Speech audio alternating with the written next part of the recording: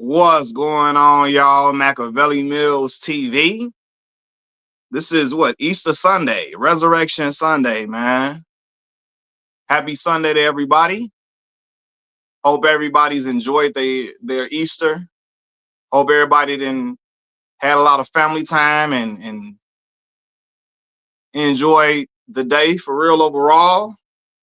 A lot of y'all went to church. Unfortunately, I did not. But still blessed to be here. 33 years old.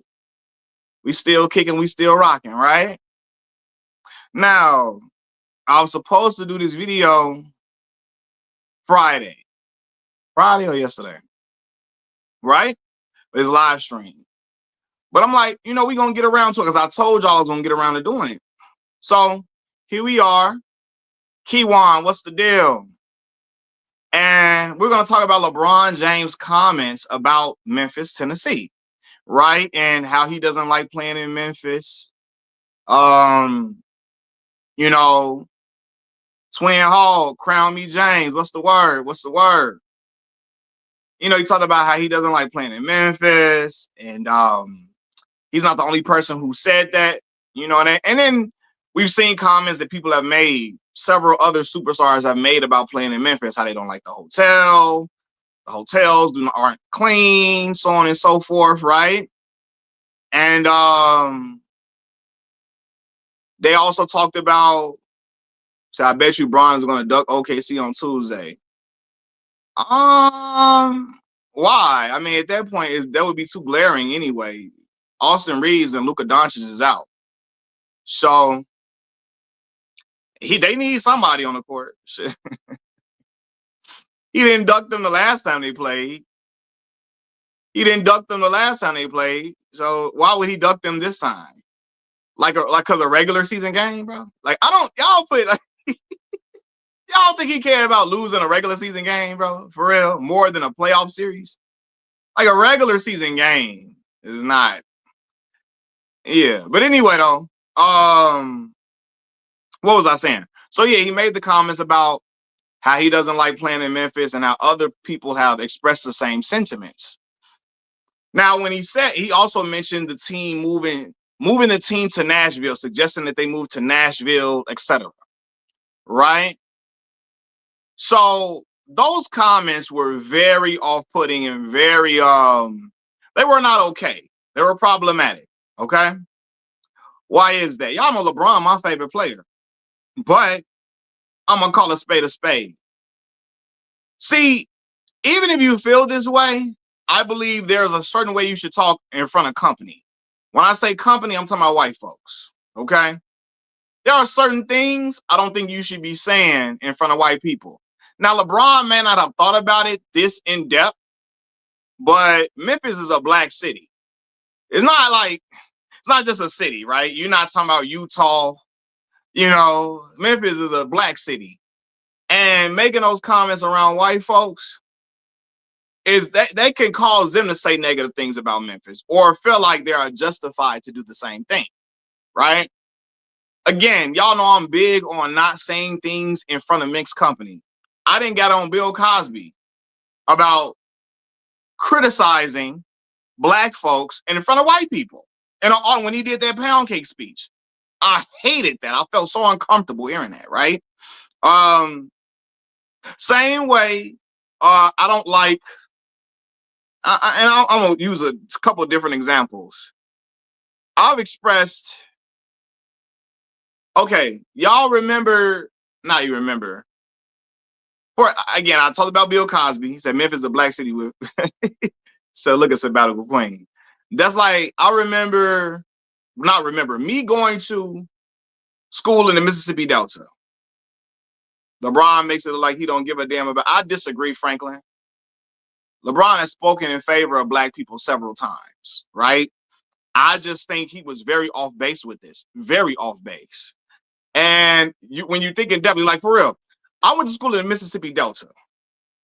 I will never, Janae, what's going on? Happy Easter, happy Easter. I will never talk shit about the Mississippi Delta in front of white folks. I won't. Is there problems with the Mississippi Delta? Absolutely. Absolutely. It's poverty stricken. A lot of dilapidated houses around. Um, it's run down, and in certain areas are run down. But that stuff I will say in front of y'all. I probably won't even say it in front of y'all. If I'm gonna say it, I'm never gonna say that in front of white folks because I know people will use that as an opportunity to trash the Mississippi Delta, and it's a lot of places where black people. It's a lot of places where black people reside. Okay, my paternal family is from the Mississippi Delta, so we as black people have to be conscious about how we talk about certain areas that are heavily black populated in front of other company, right? So again, I don't think LeBron is anti-black, but I think he misspoke terribly. And I think what made it worse is the doubling down on that, right? At a point, you got to say, man, you know what? I was wrong for saying that. You know what? I shouldn't have made that statement. Now, when he suggested the team move to Nashville, right? I mean, action as well, right? Ron be hella comfortable around them folks. Yeah, a lot of them are comfortable around now. A lot of the rich people are very comfortable. I didn't like the I don't think he's anti-black at all. I really don't. But I think that I didn't like the comments that he made. And I think again, that's my favorite player. But I'm gonna criticize that. I'm still gonna criticize that. Because I think it's just certain stuff you shouldn't say in front of company. I don't give a fuck if it's true or not. Right? Are there problems with HBCUs? Yes. Do you think I'm not gonna say that shit in front of white people? Hell no. Because I already know we be under attack a whole lot. You know what I'm saying? A whole lot. Right now, when he suggested the team move the team to Nashville, right? And people were like, oh, you want to move it to the white town? It's black people that live in Nashville, right? And I don't think people know that. Like, some people do know that. Ain't Tennessee State in Nashville, HBCU, right? I know people from Nashville, Starlito from Nashville, Young Buck from Nashville, all of that. But I do know that when they hear somebody like LeBron say something like that about Memphis, they'll take that and run with it. What did he shat on Kyrie? What did he say about Kyrie that shit on him? Right? Exactly. That's the problem. Exactly, Lance. That's the problem. Doubling down on it. And the only reason he did that, see, I don't like when black people do this. When black people get mad at getting criticized, a lot of times instead of apologizing, we want to double down on the shit because we upset. LeBron, you think LeBron don't really like being home in Akron? He lying. Yes, he does. That's his people. He like being home in Akron. He just wanted to double down on that. Okay? So, because he got upset. The same way when Deion Sanders left Jackson State and Shannon Sharp was upset at black people criticizing Deion's departure from an HBCU to go to a PWI in Boulder, Colorado. Shannon, instead, he was so mad people were attacking his friend, he said, HBCU wasn't my first choice. I would have never went to a HBCU if I got an offer from a Power 5 school. That's some shit you keep to yourself, right? Regardless if it's the truth or not. You represent you are HBCU product. So you supposed to represent an HBCU. I don't care where you would have went, all of that. The HBCU gave you your opportunity, your chance to get on that field and show what you were capable of because he was not academically eligible to go to the PWIs. So Shannon doubled down on, like, he got mad because people was going at Deion for leaving Jackson State at HBCU for Colorado. And because he was mad, instead of saying, you know what, man, I get it, he went and said, OC, what did he say about Kyrie? What is the specific quote LeBron said about Kyrie? Because I want to make sure. Give me the specific quote LeBron said about Kyrie. He disparaged Kyrie. Give me the specific quote that he said about Kyrie. Then I can discuss it because I really don't remember the specific quote he had about Kyrie Irving. Right? Give me the specific quote. I want to know because a lot of y'all say that, And then it's just he didn't agree with Kyrie. He didn't stand down and stand in solidarity with Kyrie. What did he say though? I really want to know that. Give me the exact quote. Crown me James, man. I appreciate the donation, bro. Right? I appreciate that donation 1,000%, bro. That's love, man. So I just think, no, you look it up, bro. I'm on here talking to y'all, bro. You look it up. Stop doing that. If you're gonna say something, OC, give me the quote. Don't do that. Don't do that. If you told me that he shot on Kyrie, you said he shot on Kyrie. You give me the quote. I'm on here talking to y'all. I'm not have a laptop sitting in front of me right now. You give me the quote. You said that. So you gotta talk about look it up. Don't do that. Give me the quote he said. Right? I don't like when people do that. Tell me look it up. And then what? You know what I'm saying? So anyway, yeah, I don't think this is about LeBron wanting to mess up the bag he get from white people. LeBron has said a lot of things off-putting to white people about Donald Trump, and has made him a big target of white supremacists. The fact that I can't quote your king, man, bro, stop it, bro. OC, don't do that. You don't know what he said. You taking some shit somebody else said. Give me the quote, bro. Y'all give me the quote what he said about Kyrie Irving. If you can't quote him, why are you gonna say he shot on Kyrie if you can't quote it? That's irresponsible. What he say? You know what I'm saying? But anyway, though, I think LeBron was off base for this and then doubling down. But that's what black people do when we get mad that we getting criticized. We just double down on it. Don't do that. You know what I'm saying? Don't do that. Say I misspoke. I was incorrect for saying that, and just own that. Don't say I don't even like being in Milwaukee. I don't really like being home either. Don't do that. Don't do that. It's not okay. Just say, man, you know what? I misspoke on that.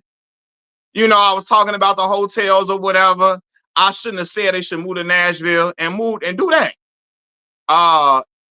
You said the problem is those white people use our celebrities, athletes, what our celebrities and athletes say about black populated cities negatively as fuel. Exactly.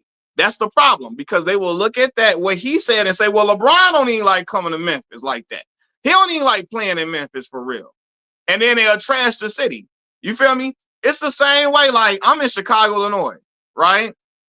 If a black athlete or celebrity say, I'm scared of that crime in Chicago, it will lead to these right wingers piling on to Chicago. You know they already do it. What about Chicago? There's violence everywhere. You would think Chicago, Beirut. You would think Chicago is really, really Beirut. Like if you come outside, bullets start flying. And people really think that about Chicago, and it stops them from visiting one of the greatest cities in the entire world, right? It's people that people think Chicago is just O-Block. People don't even know Chicago got beaches. We got 24 beaches, public beaches in the city, and people don't even know that. We got the best looking downtown you ever could imagine, and people think Chicago is just Chief Keef now, right? So I say to say he shouldn't have. That's something he shouldn't have said. You said, okay, look it up for me, OC. Look up the comment. So that's the issue. But I don't have no problem. That's my favorite player, and I don't get no problem criticizing him. Because that's stuff you should not say. You know what I'm saying? They always say Chicago, the murder capital. We are not. We're not even nowhere near the murder capital at all. The thing is, Chicago is a Democratic run city, right? Barack Obama comes from here, which made the city, which made people want to pile onto the city and trash it and belittle it. Okay. And you got people, I went to school in the South, in Mississippi and Arkansas. You know how many people be acting like they scared to come up here? And I'll be like, y'all be right in. And it's crazy. I shouldn't say this, but Memphis is more dangerous than Chicago, right? St. Louis, Missouri, like it be people, people be like, I'm scared to come up there. I'll be like, bro, y'all be in Memphis, y'all be in Birmingham and stuff like that all the time. So you see what I'm saying? So it's just, Chicago's a Democratic run city. Barack Obama was from here. And so people were piling onto the city. And if they hear a black celebrity say, I'm scared to come to Chicago, they got the shootings and all of that, Yeah, shootings here, but it ain't nowhere near as amount as other places, you know? Keep on moving to Nashville, but the people who live in the house, what, let me see. I'm looking at some of y'all comments. Yeah, I just think there's certain things you shouldn't say in front of company. It's for real. Y'all know I love Deontay Wilder. That's my dog. Does Deontay Wilder have a lot of flaws? Yes. I'm not finna say that shit in front of white folks. I'm not, because they already don't like Deontay for a lot of the pro-black stances he has taken, and a lot of things he said about the history of black folks and the plight of black American people and all of that. I will never criticize Deontay Wilder in front of white folks, in front of non-black people. I'm not doing that shit. So it's like, it's certain things that you just shouldn't say in front of mixed company. You know? Yeah, of course, Chicago, Mississippi people second home. It's because the Great Migration. My paternal family is from Mississippi, the Mississippi Delta to be specific. So the train systems ran through Mississippi to Chicago. And so a lot of our grandparents came to Chicago. My grandparents came to Chicago in 1960. You know? So everyone is mixed these. Now you know what I'm saying though. Right. But again, I think when people also heard him say move to Nashville, people automatically associated Nashville to white folks. And it's a lot of black people that live in Nashville. Again, Young Buck, Starlito. I know a lot. I know it was black people that went to Mississippi Valley State from with me that were from Nashville. Right. And again, ain't Tennessee State University, is that in Nashville? Tennessee State, the HBCU? Is it Nashville, I believe? Right? So I think also people register that as all. And that's because he named like Vanderbilt and he named like a hockey team and shit like that. And so people like, oh man, you naming the white school, or you naming a white sport like hockey. It's a ton of brothers in Nashville. But again, I think he misspoke terribly. And instead of doubling down on that, he should have just said, you know what? I was wrong for that. Because then he went to, I don't even like going to Milwaukee. I don't like going to, he said, I don't even really like going home either. Right? And I don't think it's true that he don't like going home. That's just some shit he said because he was mad that black people was coming at him like that. He got upset. Like I said, the same way Shannon Sharp got upset at people going at his friend Deion Sanders for Deion leaving Jackson State. And Shannon came out there talking about some, man, if I wouldn't have, the only reason I went to an HBCU was because I wasn't academically eligible to go to the PWI, the Power 5 schools. I wouldn't have, HBCU wasn't my first choice. I would have went somewhere else. You don't say nothing like that publicly. You keep that to yourself, right? Don't say that. That's not something you say publicly. Don't tell the world your first choice wasn't an HBCU, because at the end of the day, you are an HBCU product. And you represent for Savannah. He's the biggest alum to come from Savannah State, right? So you rep that regardless. So it is, again, people, but black people, again, a lot of times we get mad at stuff and we just start doubling down instead of taking the time out to say, you know what? I see what y'all saying. I was wrong for that. And I think he should say, you know what? I was wrong for that. Overall, I was wrong. I should have, that shouldn't have came out my mouth. That ain't cool. You know what I'm saying? This is another example of Ant-Man said something first, but people just accept it. Yeah, you're right. Ant-Man said way worse than LeBron. Anthony Edwards said way worse stuff about Memphis than LeBron James, right? But LeBron is looked at as the face. He's looked at as more mature than Anthony Edwards. And he's looked at as a respected face of the league by most people. And he's an elder statesman. So I think more is expected from him than Anthony Edwards. But again, people know Ant ignorant than a motherfucker. Yes, people know Anthony Edwards is ignorant as hell. Ignorant as hell.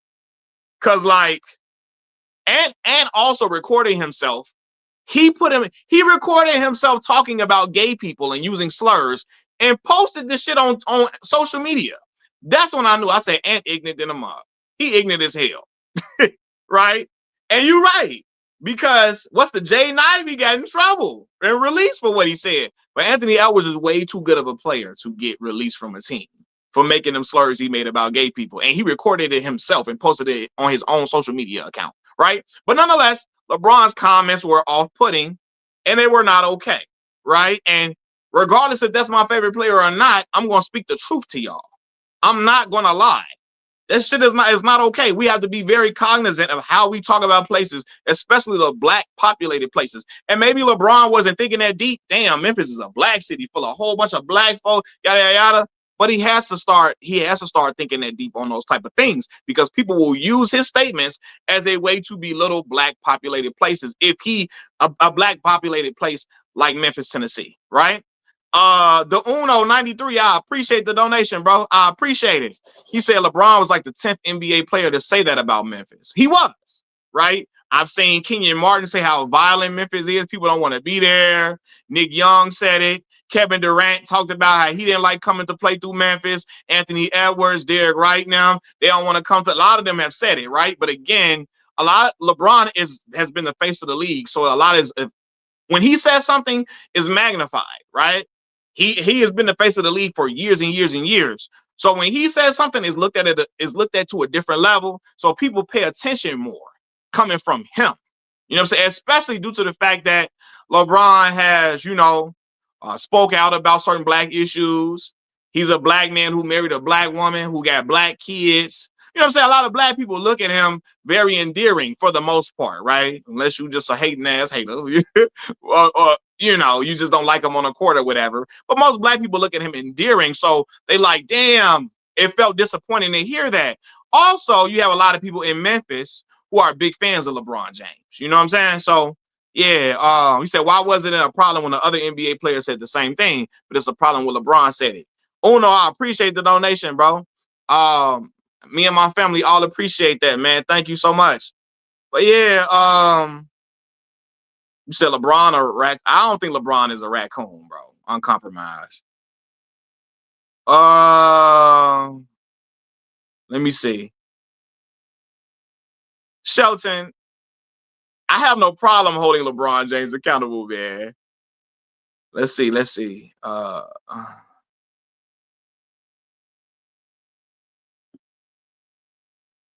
Yeah, okay. Him saying that Kyrie caused some harm with people with what he said. All right, cool.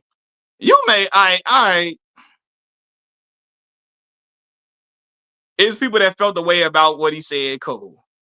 But like when you said shat on him, that you make it seem like he was denigrating him. He said like he did think he offended people, essentially. He offended people with them comments for sure. But I don't think LeBron is a raccoon though. Kyrie didn't say nothing though. He shared a from Hebrew to Israelite, that video. I guess that I don't know what that movie was depicting. You know what I'm saying? What the movie, I don't know what it was depicting. And I'm also not into Hebrew Israelite stuff, so I don't really know none of that. But he shared that. Yeah, like I said, I don't agree with what he said, but I don't think LeBron is no raccoon, because I can point to some of y'all favorite players saying much worse than LeBron James. And there's a certain individual in mind I know that says something way worse than LeBron James. Way worse. And y'all say he's way better than LeBron James ever could imagine. It's a lot of y'all favorite guy in the comments. And if I tell you what that brother said, I'm not being biased. I don't think that's shitting on him. I think he said, oh, well, not even the Republicans buy shoes. Not that comment. It's another comment that another one of their favorite players said. Right after a young man, hey. So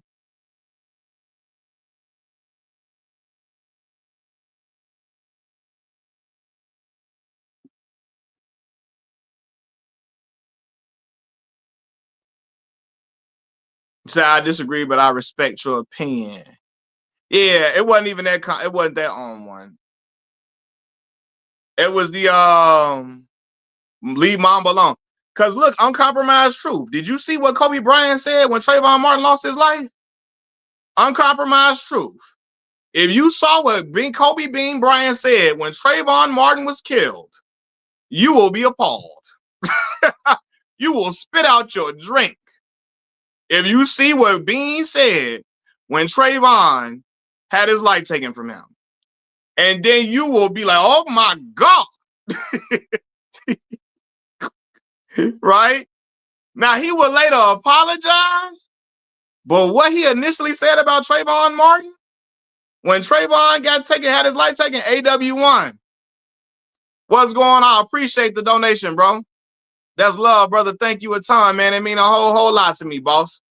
I appreciate you and seeing you pop in here.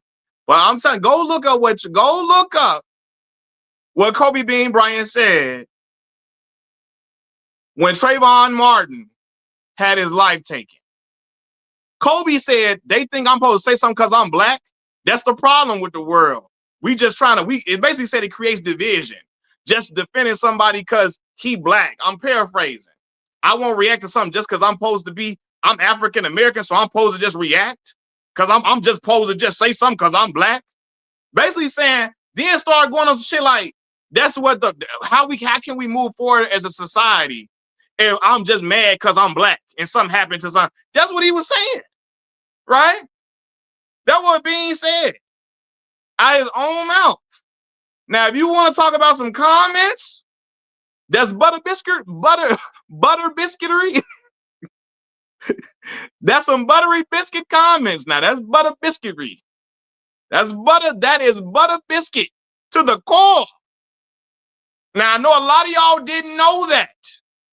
I know a lot of y'all know there's breaking news to a lot of y'all. But Bean said that shit. And I forgot he said that until Black Maul reminded me. That's buttery biscuit shit. I'm just supposed to say something because I'm black? Just because I'm black, I'm supposed to just care? I'm supposed to care because I'm black? You feel me? And he made it. And what it was, though, and this is what it is, too. Bean got upset because people was looking at LeBron James and the Miami Heat now, and they was speaking out about Trayvon and all of that, and people looked at him and said, why you ain't saying nothing? And he got mad as fuck and said, because I'm black, that's what's the problem up in here. Because I'm black, I'm supposed to be getting all mad because I'm black, because I'm African American. The African American get killed, I'm supposed to be saying something, right? That's the price call. How can we move forward as a society if I'm just because I'm black, I'm supposed to be saying something, boy, right? He got mad because people looked at him, uncompromised truth. You ain't got to grow up in the hood at all to understand black pain and the plight of black American people. So I'm not letting y'all get that off. See how y'all trying to save Bean? Y'all trying to save his ass. Now y'all just call LeBron a raccoon, but now y'all trying to save his ass. I'm not gonna let y'all see how boy, goddamn, you Bean. you Kobe Bean people. You don't gotta grow up in the hood to understand the plight of black American people. Y'all ready to save Bean at any cost. And he later apologized because he knew black people got on his ass about it, right? Ain't Kobe Italian? Oh, look at you Negroes here. You said ain't Kobe Mike Tirico.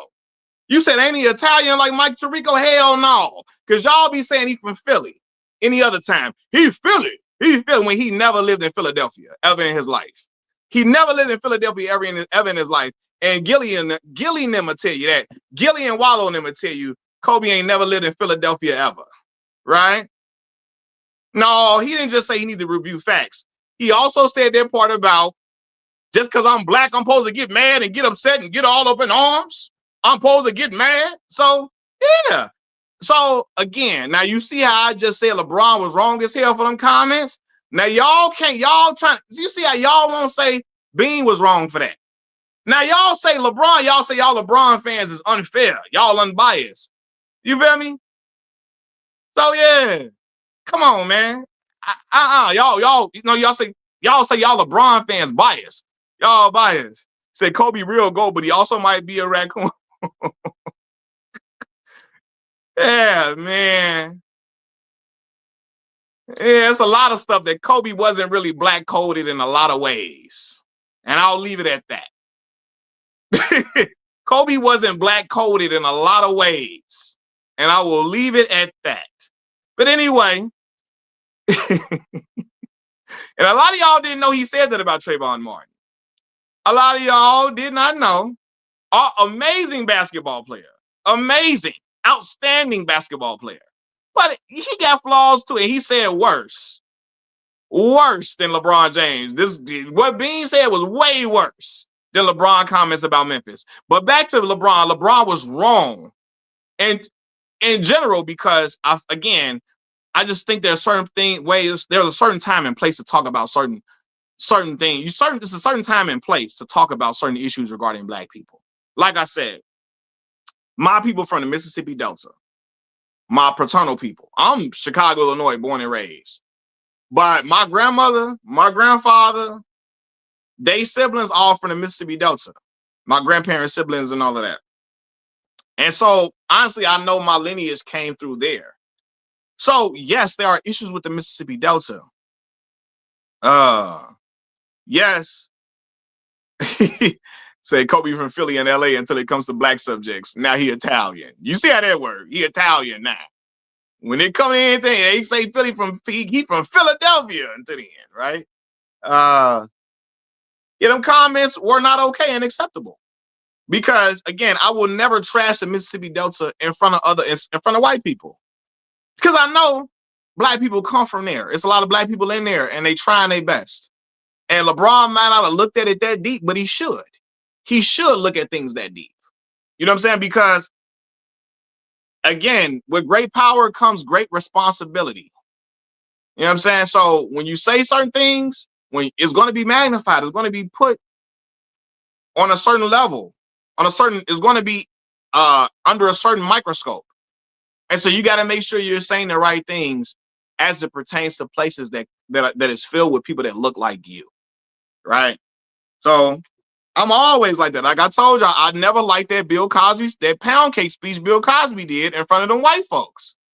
Talking about how Black people name their names, they kids all type of crazy names, how Black people always sagging their pants. Talked about if a Black person steal a piece of cake, if the police shoot them, they basically justify because the boy shouldn't have been stealing no cake.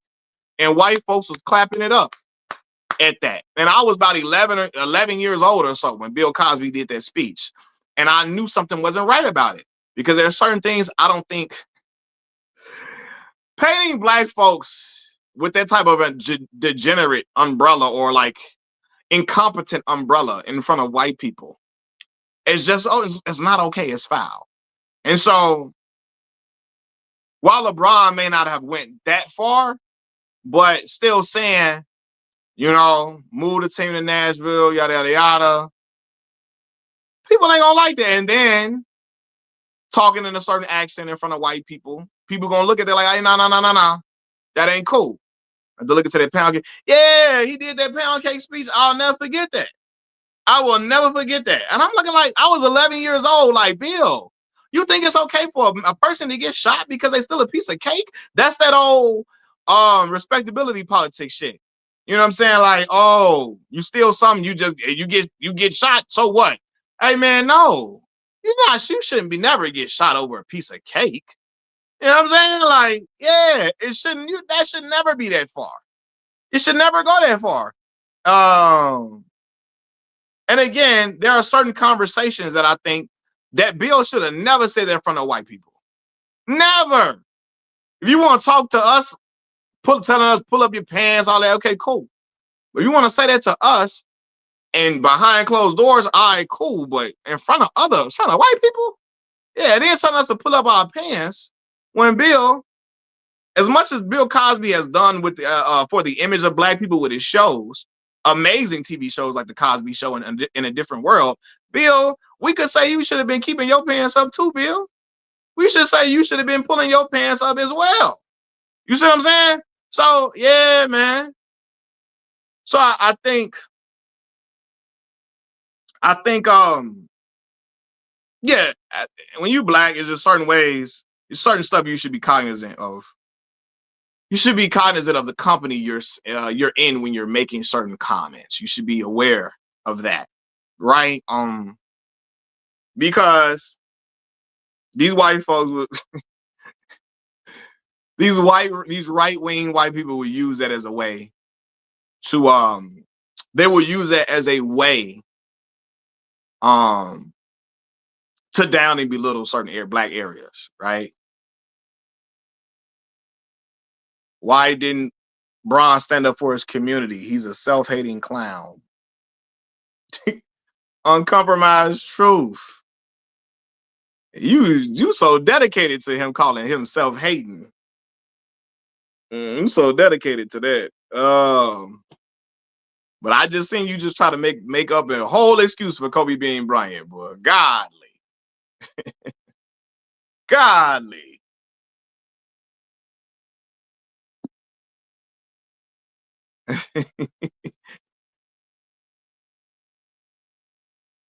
I'm looking at uncompromised truth comments. Boy, this man just straight up told me uncompromised truth. When I told y'all that comment Kobe made about Trayvon Martin, that brother say he ain't from the hood. Man, what? Hell no. No. So I just think, yeah, just you have to be aware of certain comments you make, man. Exactly. And Furious Styles, you got a great name, Furious Styles. Yeah, and white boys laughing. Nah. Mm-mm. Be aware of that. Okay, what OC said Kobe from Italy. Yeah, uncompromised is compromised now. He compromised. He said, but Kobe ain't from the hood. OC said Kobe Italian. OC tried to make Kobe Mike Tirico. Remember Mike Tirico told y'all he was Italian? Do them brothers over there know you Italian, Mike Tirico? I don't know. Now, again, Deshaun, Kevin Durant, Anthony Edwards, Tyrese Halliburton, Derek White now, Kenyon Martin, all of them talked about how they didn't want to play in Memphis. Yes, 100%.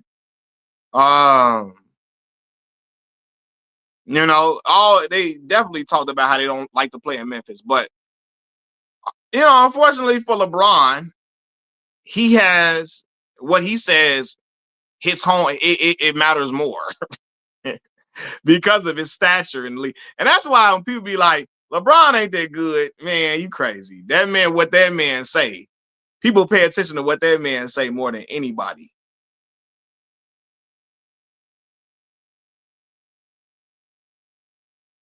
Young and balling. Kobe's stop lying. When Trayvon Martin got his life taken from him, Kobe said, I ain't gonna say nothing. You think I'm supposed to say something because I'm black? That's what's causing division in this country. We're trying to move forward in this country. How can we move forward if I'm just supposed to be up in arms because somebody black died? Because somebody black, because African American get killed. That's your boy Kobe Bean Bryant, the Mamba. That's your man's. That's your man's. It's what your man said about when Trayvon Martin passed away. Bean stood up there and say he supposed to say something because he black. He started sounding like ASAP Rocky. I'm black. I don't owe nothing to nobody but to be black and die. That's what your boy ASAP Rocky. I'll never forget that butter biscuit. I'll never forget that butter biscuit eating that ASAP Rocky did. Supreme butter biscuit. I'm talking about high rate butter biscuit eating he did. And then when he got locked up overseas, he started trying to call the black people. Y'all, help me. It's Rocky, y'all. Rakim, you got to sit your ass down, brother, and go holler at them people in the fashion industry to go help your ass out. Go holler at them people. Them people that make all them fancy paintings that you like. Go tell them to come help you out over there. Go holler at all them foreign girls you like to smash. Go holler at their ass, Rakim. Go holler at them, Rakim, and then tell them to come help you out over there. You know what I'm saying? Dre Cole said, I'm eating a butter biscuit from Popeye. I mean, from Church's now. Now, Church's butter biscuits be good. But you know, that's from churches. Ain't come on. That's a black establishment. You know? Y'all know when I say them butter biscuits, the people I'm talking about like them butter biscuits exclusively from places like New Hampshire, Vermont, Maine, Idaho, South Dakota, North Dakota. All right? Places like that. That's what they like their butter biscuits from Maine. I like my butter biscuits from churches and Popeyes. Two different places. Yeah. Yeah, he apologized later because black people was on his head. Kobe apologized later, but initially, he started going in about why because he black. And really he was mad because people was looking at LeBron James and other players speaking out about Trayvon Martin, and he stayed quiet. Because Kobe, he wanted to emulate Michael Jordan so much.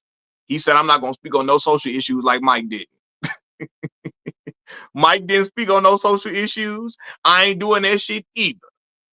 I'm going to chew gum the same way Mike chew gum. I'm going to walk the same way Mike walk. I'm going to do the same moves Michael Jordan did. I'm going to say the game of basketball and I'm going to talk in the same cadence that Michael Jordan used. And I'm not going to speak on social issues just like Michael Jordan. That's really what he...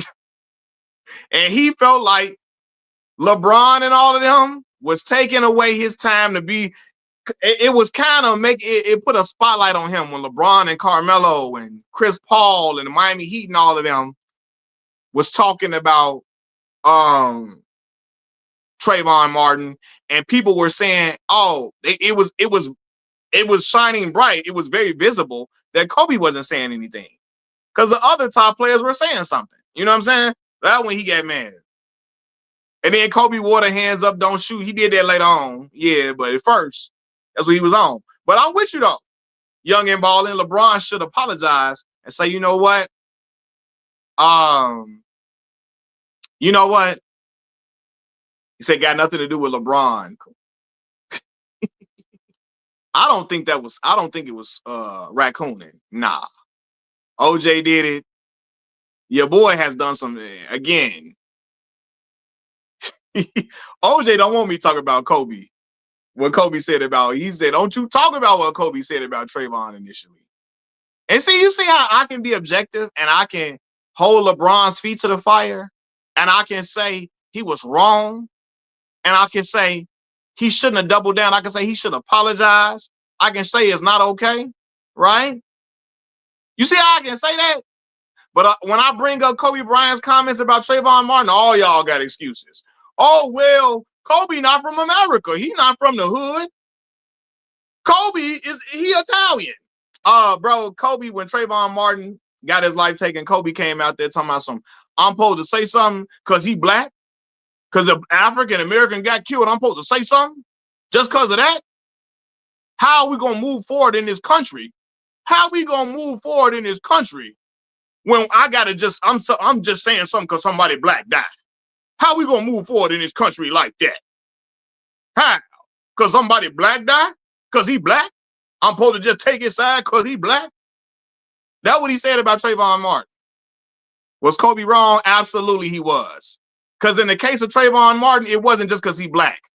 Don't do that. Uncompromised truth. You compromise. Don't take up for that man butter biscuit eating. Don't do that. Y'all tell me how intelligent Bean is. His intelligent ass should have seen, hey, now read the room. These other black people are talking about this and talking about Trayvon Martin and protesting Trayvon for a reason, right? He speak all them 80 different languages. He that intelligent. He should know, damn, black people saying something for a reason. We ain't just up in arms for no reason. But really what it was is that Bean was really mad. Bean was mad because people pointed out LeBron James and the Miami Heat and all the other people protesting, and he clearly wasn't saying anything about it. And that's what he got mad. You know what I'm saying? So yeah, but again, LeBron was wrong for that. See, OJ, see how OJ say I'm deflecting because OJ don't want me to say nothing bad about Bean. OJ say,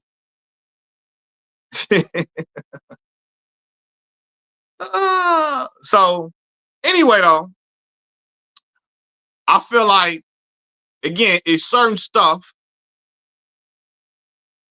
that you just shouldn't say. And then you supposed to apologize instead of double down on stuff. You know what I'm saying? When you get mad at something, you say, hey, damn, man. You supposed to apologize. Say, when you just don't get mad, he got mad because people calling him anti-black. And I haven't really, LeBron has not shown anti-blackness for the most part in his career or in his personal life for real. So I guess he got upset and then doubled down on it. I don't really like going home. I don't like going to Milwaukee. That's not what you're supposed to do. It's not what you're supposed to do at all. Just say apologize and say, man, you know what? I misspoke. I misspoke for real. Shout out to Memphis, Tennessee, because he got a lot of fans in Memphis, man. I know that because I went to school in the Mississippi Delta, and a lot of people at my school were from Memphis, Tennessee. And a lot of LeBron fans is in Memphis. You know what I'm saying? All that is for show. LeBron don't care about his people. How you know that, uncompromised truth? How you know that's for show? How do y'all know that this is for sure? How do y'all know that? You know?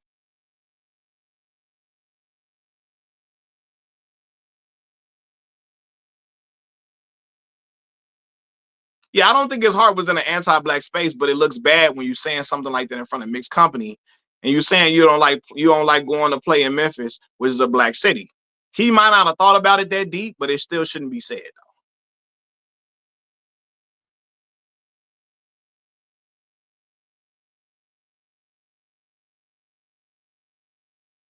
Yeah, I just don't do that. Again, I will never trash. It's certain stuff I will say around y'all. I keep saying that. I will not say in front of white people. You think I'm finna trash Deontay Wilder?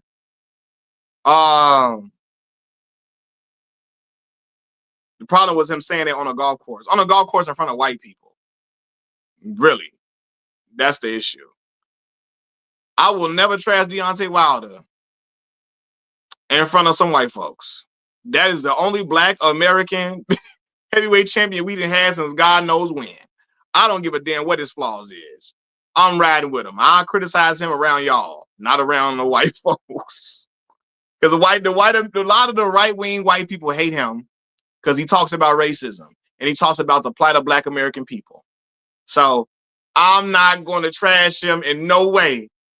In no way. In no way in front of no non-black people. Right?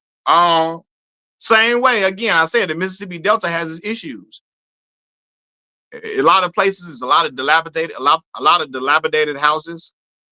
It's a lot of it's poverty all throughout the Mississippi Delta. But I'm not gonna trash it because I know it's a lot of black people that come from there. My paternal family comes from the Mississippi Delta. They migrated to Chicago in 1960. But like, yeah, I can't do that. Yeah, the Mississippi Delta has its issues for sure. It's a lot of things that needs to be improved, but I ain't gonna say that in front of no white folks. Cause I know they be ready to trash a lot of them black areas. And they will use somebody that's educated or somebody that's respected to try to get that off. You know what I'm saying? The same way when I said Lil Wayne stand up there with Donald Trump. And I'm like, people gonna look at Lil Wayne. Oh, look, Lil Wayne agrees with Donald Trump. Donald Trump has got to be right. Absolutely not.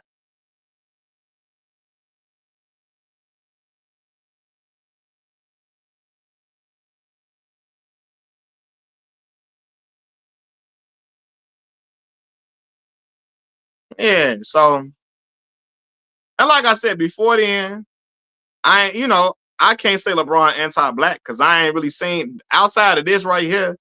I ain't never seen him like uh be denigrating of black people in a certain way, or like and he wasn't denigrating of black people with that about Memphis, but Memphis is a black city. So him saying he don't like really playing there, that had his effect. But yeah.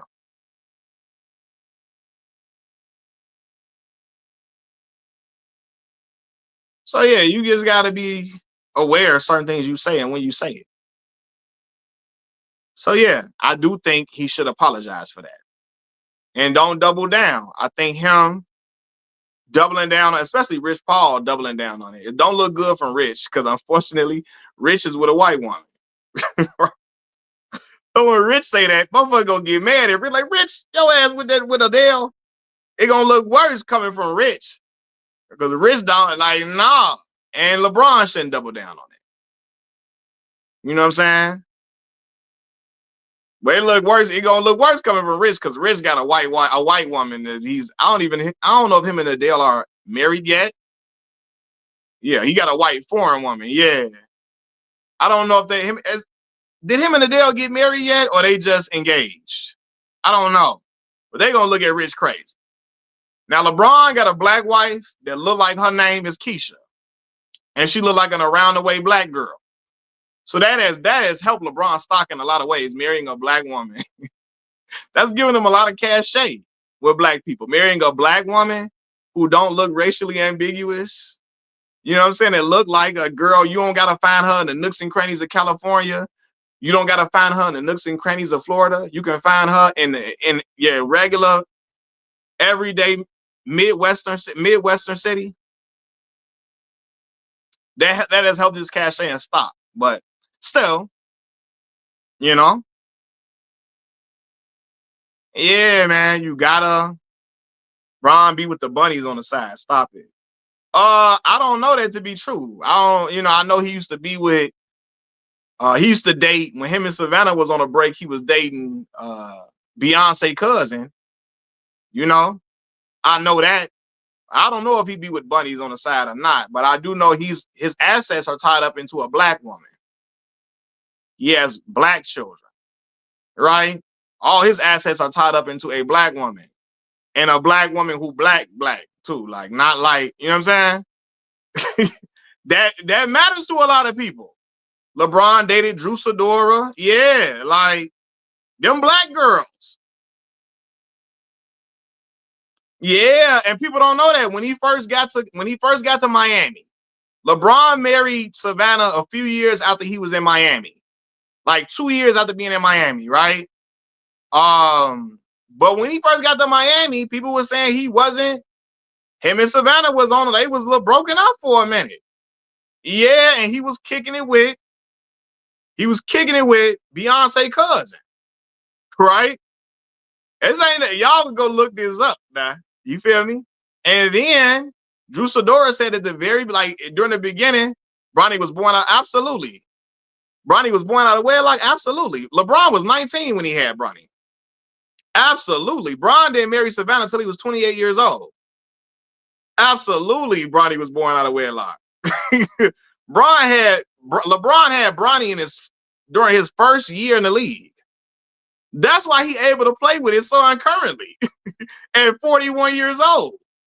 Because he had Bronny so young. He wasn't married to Savannah until he was like 28. You see what I'm saying? Yeah, you remember that, Chris? Beyond LeBron and Angie in the pool. And Angie was all up on LeBron at that time. You remember that? Yeah. He said Bronny Snow. Well, Bronny's with a black girl now. Bronny is with what's old fine girl? What's old fine Sally Richardson? He's with Sally Richardson's daughter. Sally Richardson and Aunt Dondre Whitfield's daughter. Y'all remember Dondre Whitfield, who played Robert on the Cosby Show? Vanessa's boyfriend, Robert. So Dondre Whitfield and Sally Richardson had a daughter, and Bronny is with Sally Richardson's daughter now. Fine ass Sally Richardson. Finer than frog hair. Yeah, but yeah, so again, LeBron didn't marry Savannah until he was 28 years old. Right? And I'm assuming he felt like at that point, I didn't have some fun. You know what I'm saying? And now I'm gonna marry my old lady. Yeah, and DeAndre Whitfield was in Two Can Play That Game. He played Tamala Jones's boyfriend. Fine ass Tamala Jones. Said, thank God Bronny came back home. Yeah. But it's so crazy because Sally Richardson's daughter, people think she's like a mixed girl, right? Because she's so light or whatever. She kind of light. She kind of like, you know what I'm saying? People think she a mixed girl. That they think the girl that Bronny kicked, that Bronny girlfriend is mixed, but she got two black parents though. Right? So, say he just trashed the city of Cleveland. He said he trashed Akron, his home of Akron.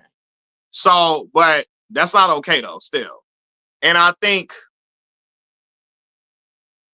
you said, excuse a minute, I have some homework to do on this new information. Yeah, bro, go look it up, man. Go look it up, man. But what was I saying? Yeah, he doubled down on it, which he shouldn't have done. Should have apologized. And again, I don't think he meant to come from an anti-black space, but it looks very off-putting. It looks bad making them comments about how you don't like playing in Memphis, especially because Memphis is a black city. And he might not have been thinking into it that deep, but you got to look into it that deep when you say them type of comments, knowing that you can be recorded at any time. You know what I'm saying? And he knew the cameras was rolling. He said it on camera. You know what I'm saying? So, yeah, he should have apologized for that and just saying, you know what I mean? Because the optics don't look good about you saying you don't like playing in a black city when white people are around. It just don't look good, man. So, once again, black people, we can feel a certain way, but just don't say that in front of company.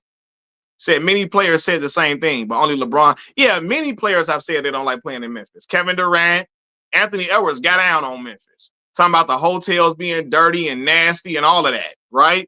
But people look at LeBron in a different light, man. He has a bigger responsibility than even a Kevin Durant, right? And because people have looked at LeBron as being a pro-black person, because he married his black girlfriend from high school.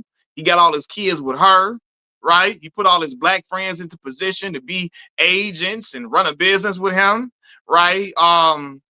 And he's spoken out about certain black causes and about certain things when black people are getting gunned down by law enforcement. He's used his platform to speak out against those things happening. People look at him in a certain light and they have a different expectation for him. You see what I'm saying? So, yeah. And so even Kevin Durant ain't too far off from LeBron's age at all. Well, LeBron is looked at as the elder statesman, and he's looked at as the person that's supposed to set the example. So he's going to be held to a different standard than those individuals. And he should apologize. You know what I mean? He should. But I think he got so upset and got so mad that people was calling him anti-black. Instead of taking the time out to say, you know what, let me see why they mad. He just was pissed and was like, man, I said it about Milwaukee. He's also said he don't like going to Utah either. He said he don't like going to Utah to play either, which is a predominantly white place all the way around. But yeah, I just think when you say those things, people look at it differently. You're talking about a black place, and then he suggested that they go to Nashville. Now, people think Nashville is Hannah Montana town, white peopleville. But it's a lot of black folks from Nashville, a whole bunch. You know what I'm saying? Some of the biggest, some of the rappers y'all love, Starlito, Young Buck, and a lot of black people I went to school with in Mississippi. They from Nashville. You know what I'm saying? So, yeah. The Rap God said LeBron has white friends. Rap God, your favorite player is Kobe Bean Bryant. Bean was surrounded by white folks his entire career.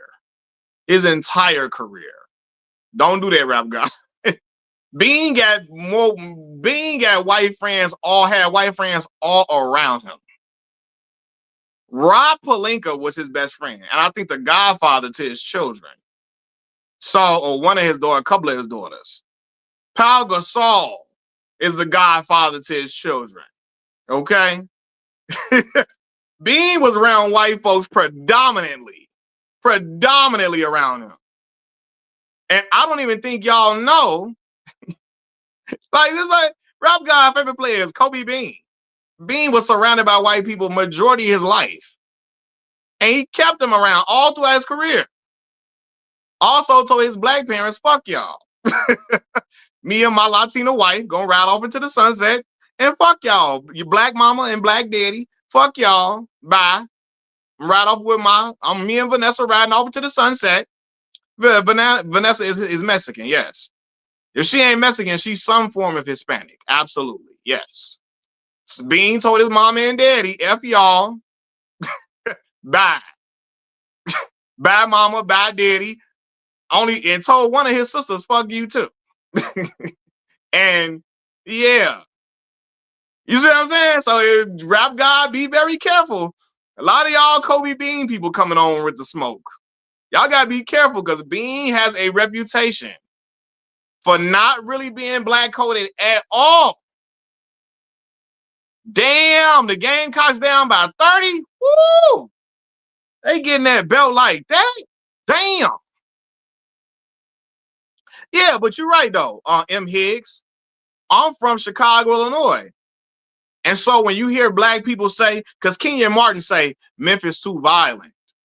I don't want to be in Memphis. We care about it's too violent. They ain't Memphis too this, too that. It's too violent. All of that, right? If somebody say the same thing about Chicago, I'm gonna feel away, right? Because these right wingers already, they hate Chicago because it's a Democratic run city, and Barack Obama reps Chicago, and so they always looking to trash Chicago at every turn. When Chicago is not even in the top 10 murders, top 10 murder rate, we're not even in the top 20 for murder rate at all. It's people that are scared to come here because they think Chicago is Beirut. They think if you step outside in Chicago, a bullet gonna come flying over your head because they think Chicago is only O-Block, not knowing Chicago. People don't even know Chicago got beaches. We got 24 public beaches here, right? We have the best downtown in the United States of America. We got the best downtown in the United States of America, the best skyline, some of the best food you could ever taste, right? Some of the biggest festivals and all of that. But people will not come here because, they say Chicago violent. The Republicans say don't go there. You're gonna die if you go there. Like, again, it's so many people that I went to school with in Mississippi who scared to come here because they seen some shit people said on the news, right? And it's like, y'all be going, and it's going to sound very, I'm not in front of mixed company. Memphis is more dangerous than Chicago. Birmingham, Alabama is more dangerous than Chicago. 24 public beaches, Sabbatical Queen. Chicago has 24 beaches.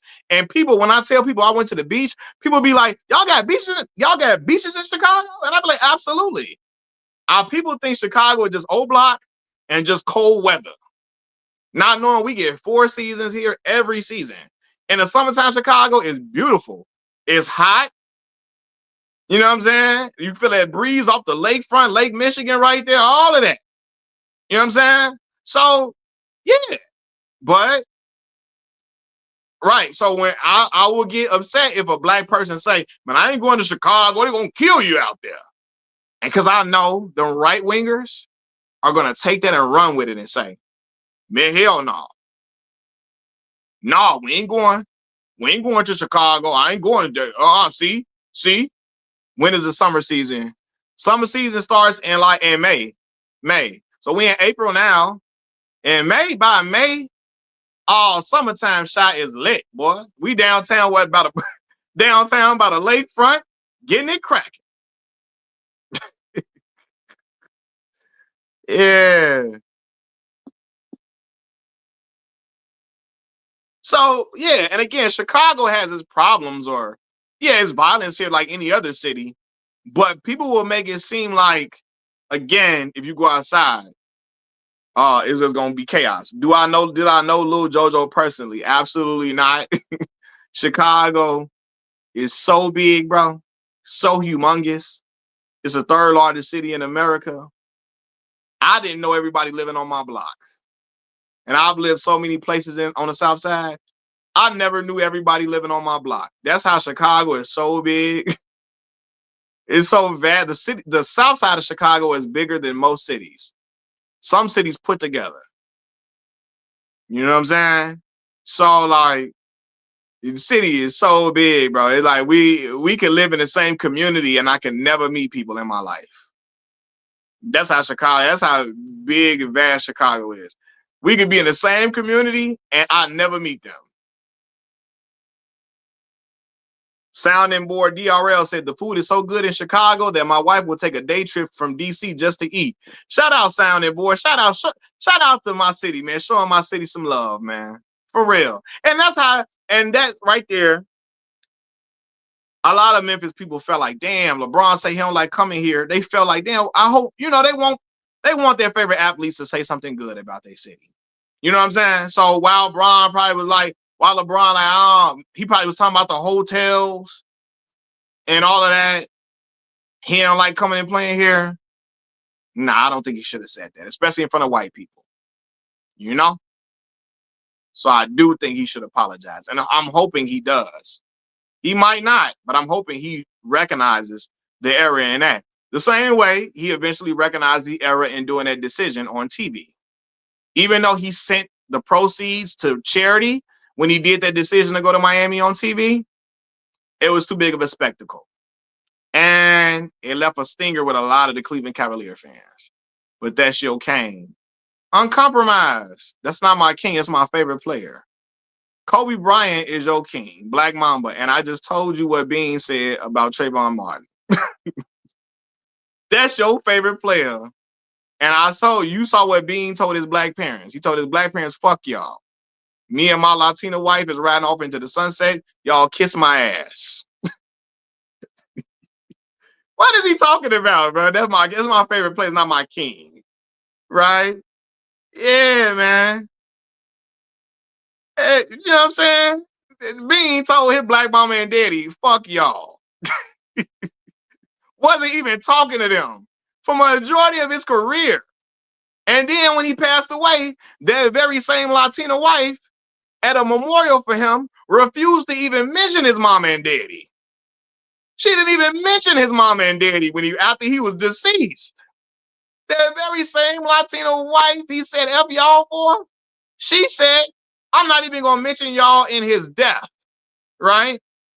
But that's your black mamba though. That's your mamba mentality. That's your mama mentality. You see what I'm saying? Now you see, uncompromised truth. Y'all walk yourself into this corner every single time. Because I can go down a whole rabbit hole of stuff Bean has done and said.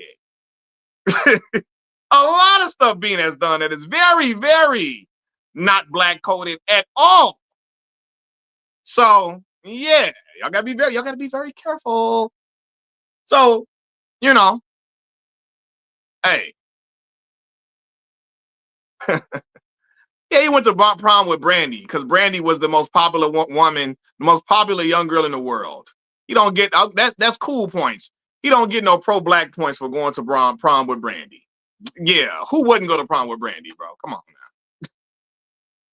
Now, if he went with Keisha, if he went with Kiana, if he went with Latanya, if he went with Brianna, you know what I'm saying? If he went with, Takesha, all right, cool then. But going with Brandy don't prove no pro-black. Who wouldn't go with Brandy? It's white men. It's a few white guys that would have went with Brandy just to say they did this shit. Just to say they did it. Yeah, like that was I Want to Be Down. I Want to Be Down sitting up in my room. Brandy was one of the hottest young stars on TV. Of course he went to prom with her. Of course. Bron wish he could go with Brandy. And look at this. See, you gotta stop. That sound real close to Big Gift. When Big Gift said if Pac was alive, Beyonce wouldn't be with Jay-Z, she would be with Pac. You gotta slow down, uncompromised truth. That sound a little crazy. Bron wish he can go with Brandy. If Bron that sound too close to when Big Gift said if Pac was still alive, Beyonce wouldn't be with Jay-Z, she would be with Pac. I'm like, what the fuck? What? Like, how you that is so crazy. You can't like, you try to say, hey man, yeah, but you that much, you love Pac that much, you gonna say another woman was gonna be with Pac instead of her husband now? Like, what is we talking? You ain't never had no evidence of Beyonce loving Pac like Jada Pinkett. If you would have said Jada, okay, cool. Like, what the hell? And you said LeBron wish he could have went for prom with Brandy. That is crazy. Uncompromised. Uncompromised truth. You are very compromised. You are very, very compromised, brother. That's very compromised. Don't do that. That brother said LeBron wish he could have went to prom with Brandy. You know what I'm saying? Hey man, LeBron senior year, he went to prom with Savannah. Hey, and Savannah is a beautiful woman. She is. So, you know,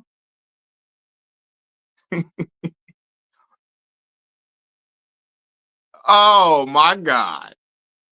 I mean, yeah.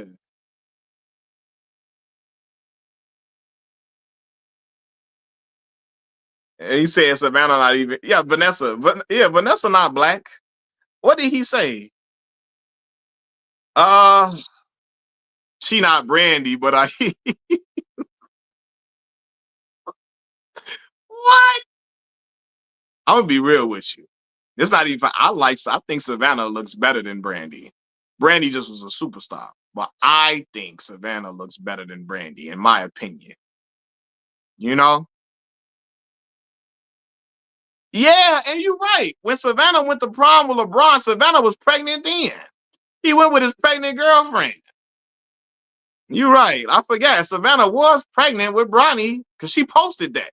She was pregnant the night that her and Bron went to prom. She was already pregnant with Bronny at that point. So he went with his pregnant girlfriend, who later became his wife. So I'm sure he don't regret that.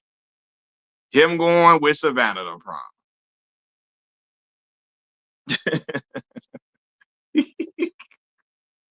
Hey, hey, that is true. He said Kobe fans will say Vanessa is a black Latina. He said they gonna say she Afro Latina. Yeah, hey, y'all crazy, man. He said she Afro Latina. Yeah. He said she Afro Latina now.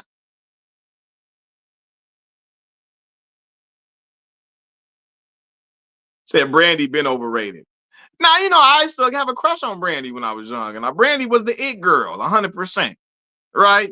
Yeah, amazing voice. She's an amazing, outstanding singer. But, but yeah, man. But like I said, I'm not mad at anybody that is upset with LeBron James for them comments. I don't think he's anti-black, but those comments were very off-putting, and they should not have been said in front of company, in front of the white folks. For real. I don't think Monica has a better voice than Brandy. No. And I love Monica. I love Monica, but I don't think Monica got a better voice than Brandy. Now I think Monica finer than Brandy. Yeah, she finer than Brandy. I think that voice, it's the reason why Whitney Houston was hugged up under Brandy a lot. It's the reason why Whitney was hugged all up under Brandy for real and called Brandy like her love. She was the Brandy's mentor. You know what I'm saying?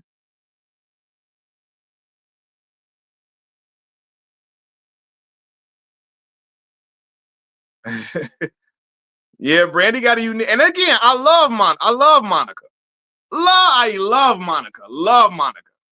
I think Monica finer than Brandy, but I think Brandy's voice is better. You know what I'm saying? Now Monica is fine as ever, finer than frog hair. I don't think her voice is better than Brandy's. No.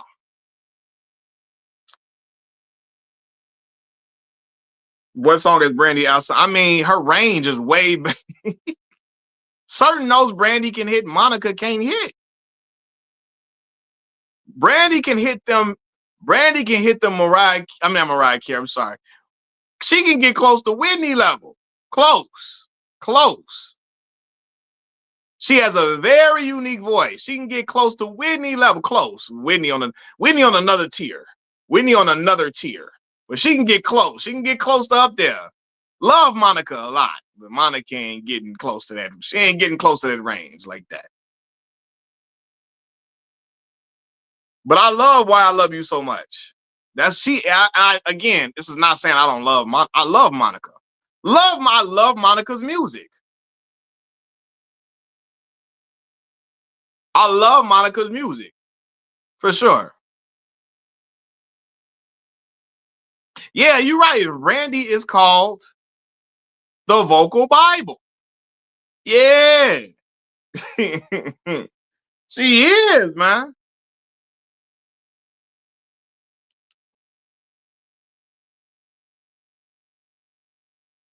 You say you don't think so? I think she's better than Monica. Me personally. I think the voice better than Monica.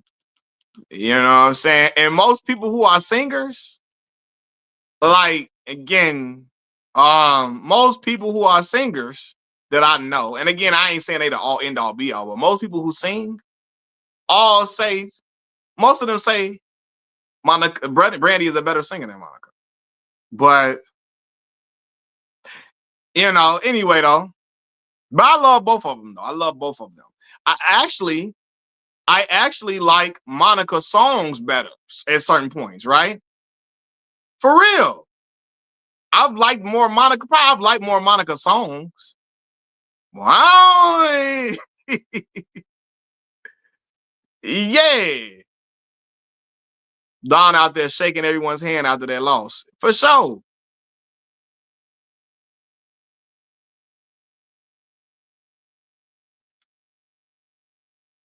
Golly.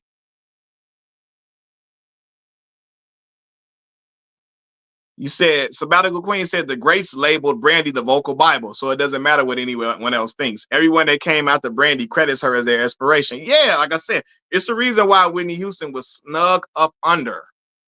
It's kind of like you see the way Spike Lee embraces Ryan Coogler.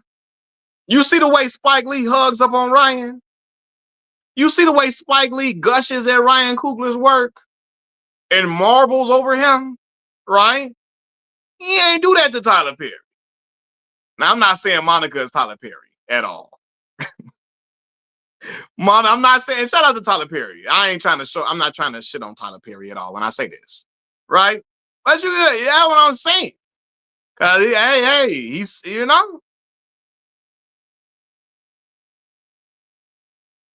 Tyler Perry makes better films than Ryan Coogler. Said nobody, right?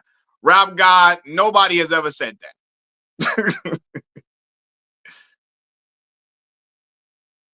Nah, Monica's phenomenal. I love Monica. I love Monica. You know what I'm saying? Now, I will say again, So Gone is my shit to this very day. Come on, man. That So Gone hit the hood. That So Gone hit the hood hard, boy. What? You remember the So Gone challenge they did? That So Gone hit the hood hard. But that my what? You feel me?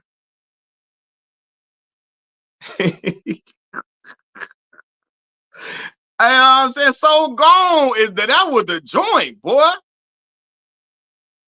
You know? Hey, Dre Cole. Now see, Dre Cole just trying to be funny.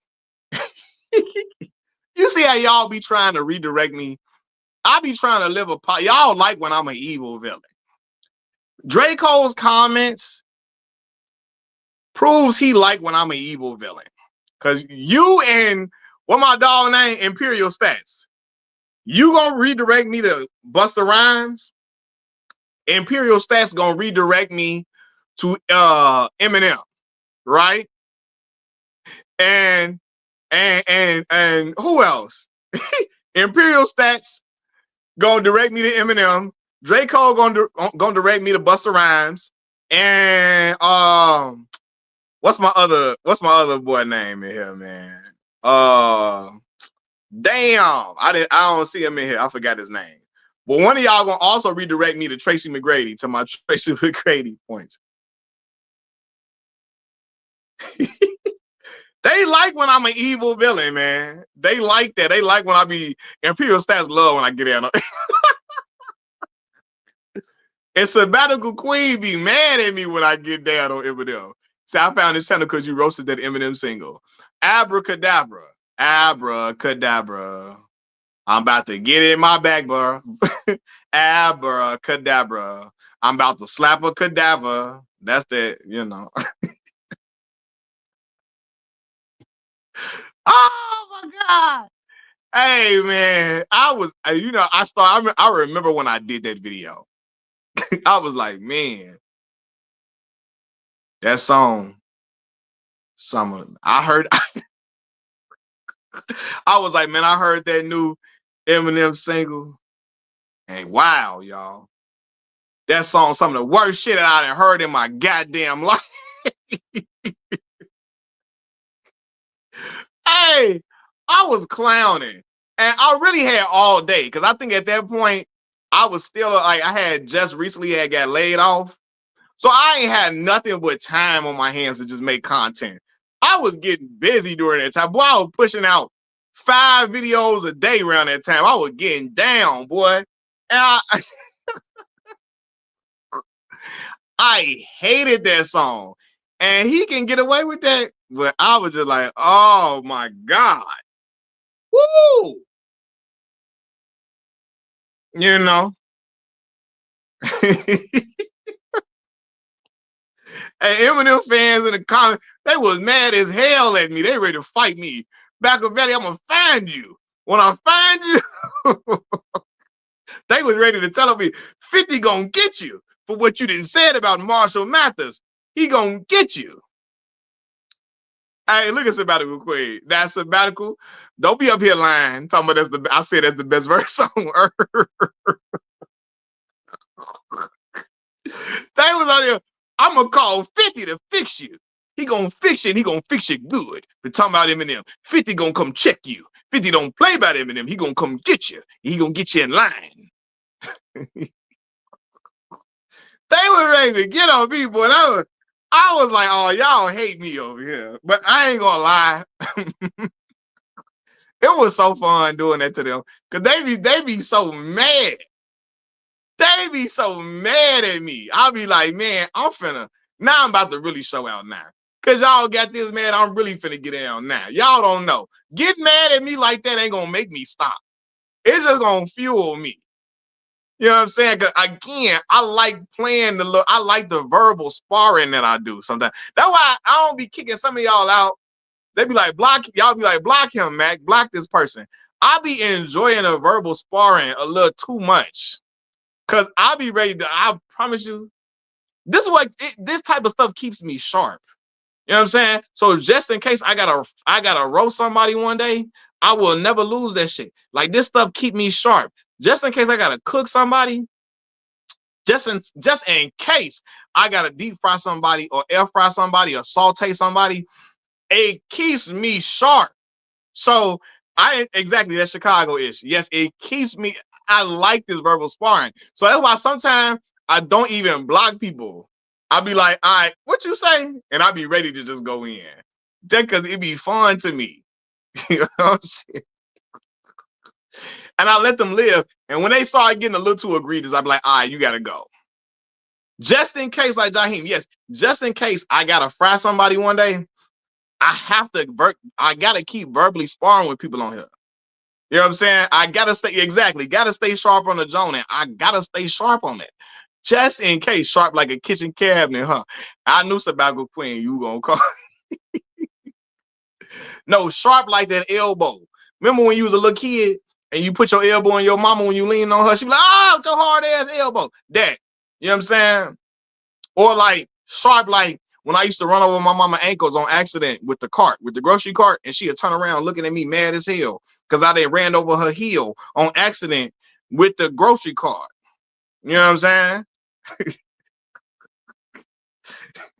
That sharp pain she feel when I done rolled on the back of her heel. My mama be mad as hell. I told you I run over my heel. Yes, this competition keep me in condition to verbally spar with anybody. So just in case I run, I run into somebody from Memphis, because you know people in Memphis know how to fry. I'm able to keep up. I'm able to contend.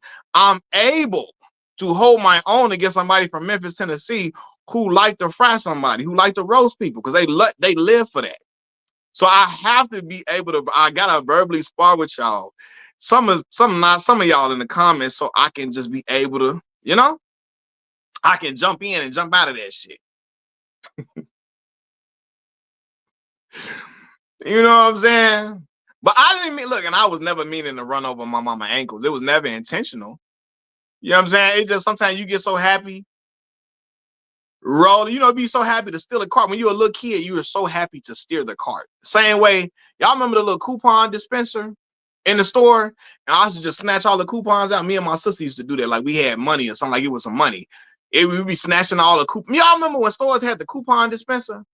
You could pull them out the thing. You remember that? I don't know if some of y'all remember that. It was like a little thing in the stores that would have coupons. You could just keep snatching them out. They'll be like in Jewel in Chicago. We got Jewel Osco, stuff like that. So yeah, man. We used to do that a lot. It used to be fun, you know. Hold on, y'all. Hold on.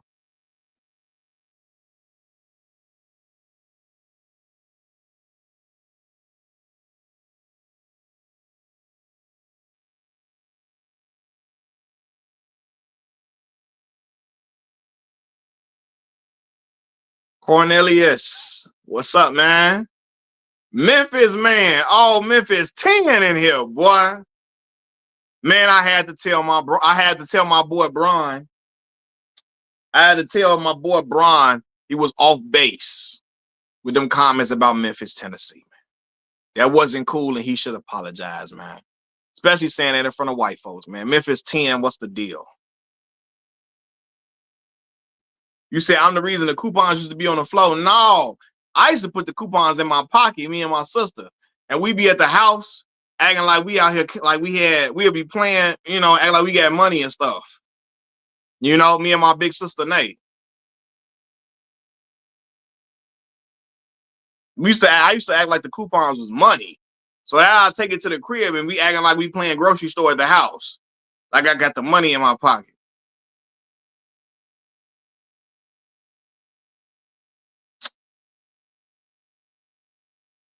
You say I look like Ray J. Man, y'all be saying I look like everybody. I'm starting to think y'all saying all black folks look alike. Because y'all say I look like everybody. When I say everybody, I mean everybody. Memphis man said, yeah, I get it. But Bron ain't the first to say that about the city. True. But he's the biggest as far as stature goes. He's the biggest person to say that. And he said it around white people. So it made it even more egregious in that way. And it made the sting a little bit more. It made the sting a little bit heavier. Yeah, he wasn't talking about the people of Memphis. And I don't even think he was thinking about the fact that Memphis is a black city. I think he was speaking strictly about the experience when he get there with the hotels and all of that, and but even though he was saying that, I think it's something he shouldn't have said in front of white company. Are you coming? Oh, my bad. Talking grubby media. You coming to Chicago for the taste? Man, you come to the taste, man. I might have to link up with you downtown somewhere, man. I might got to link up with you downtown when you here, man. You gotta let me know when you come through, man. For real, for real.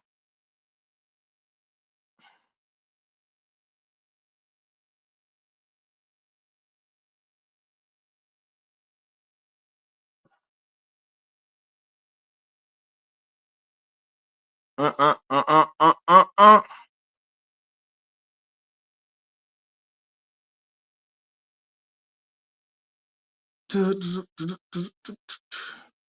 Where's Black Maul? I'm assuming he might be at work or something, man.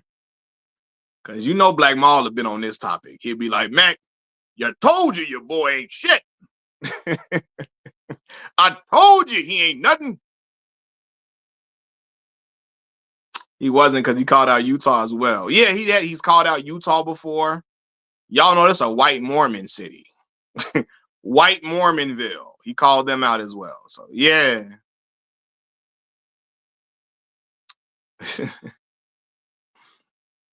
But yeah, y'all say I look like everybody.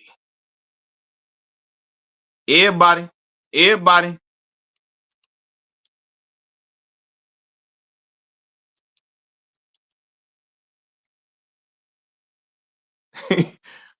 Ah.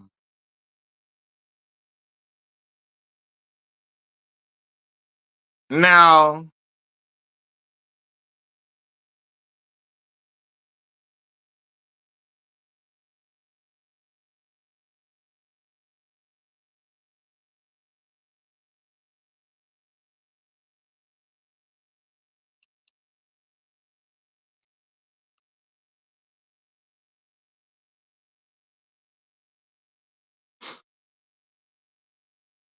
they say they racist as ever in New York. I mean, and not you in New York, in Utah. Utah, I said New York. What the hell? In Utah. Yeah, everybody know that. Everybody know that, man.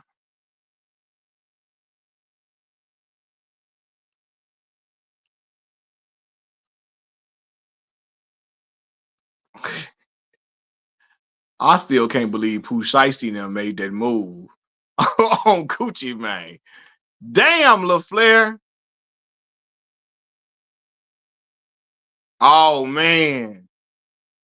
And you see, look, now, everybody mad at Glasses Malone now for saying Gucci shouldn't identify Pooh Shiesty.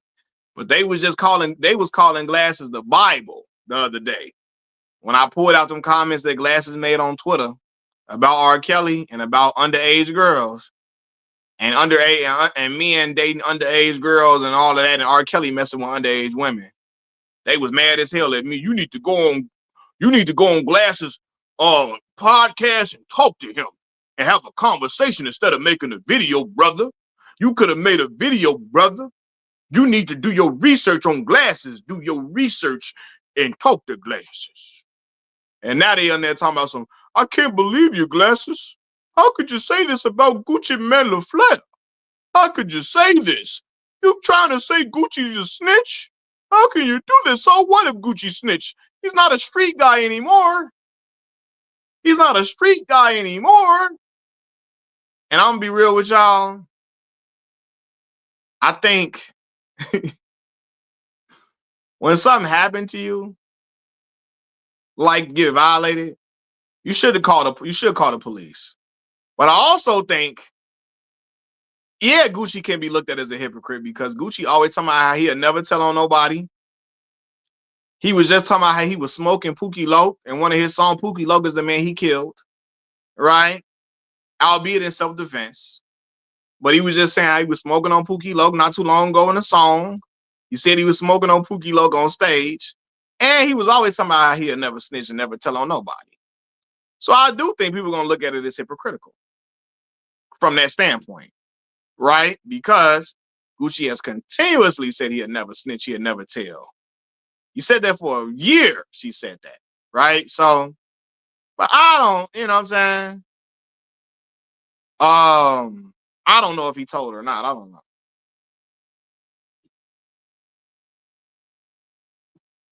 The Gucci was cloned. Lil Hybrid, he wasn't cloned. What? They don't got no reason to clone Gucci, man. The world ain't gonna benefit from cloning Guwap.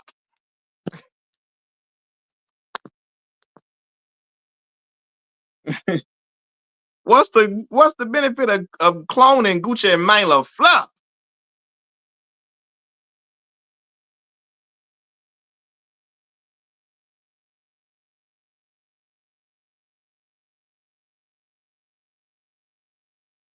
So they say Pooh Dad is an informant. He did get house arrest very quickly. So I don't know, man. Said too many tinfoil koofies in the chat. Hey, man. You got to do your knowledge, brother.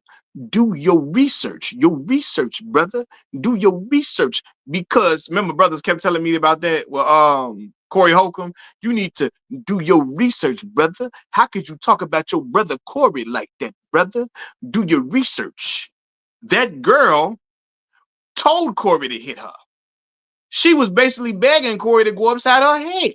So do your research. What you supposed to do as a black man when a woman challenges you? You supposed to go upside her head. Do your research, brother. I said, oh my God. Get y'all goof ass up out of here, boy.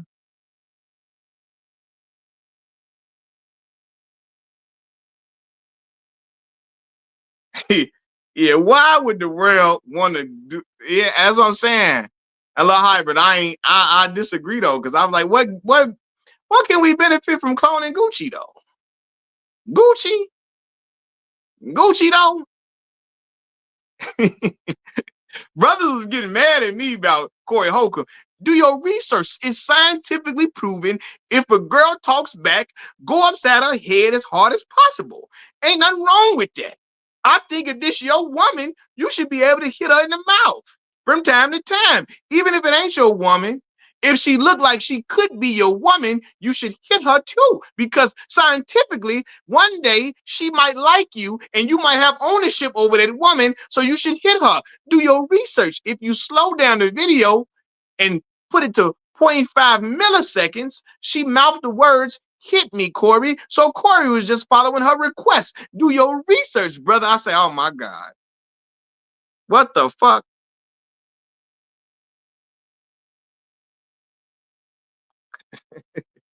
I say, y'all start, do talk. Think that's cool all you want to. You're going to be sitting in jail.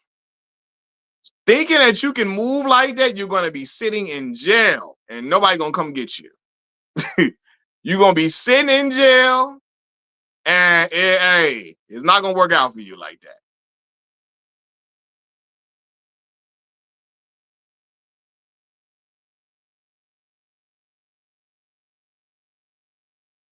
But yeah, and the thing with that D is that like I get people looking at it because said Mac when Cole was the main topic this last week. Next, Mac when Cole was the main topic last week, everything he did was F him. This week is F Bron. Next week it'll be F somebody else. I mean, yes, side to tide turns. But yeah, the thing that the problem, I guess, what people are saying that about Gucci is because Gucci has maintained his no snitch policy, even while being a married man and having children. He's always stood on his street umbrella, right? You know what I'm saying? So that's why people looking at it like, how y'all can't paint him as Sharif from Minister Society. Now, when even in Gucci Man's old age, he been acting like old dog or presenting the image of old dog.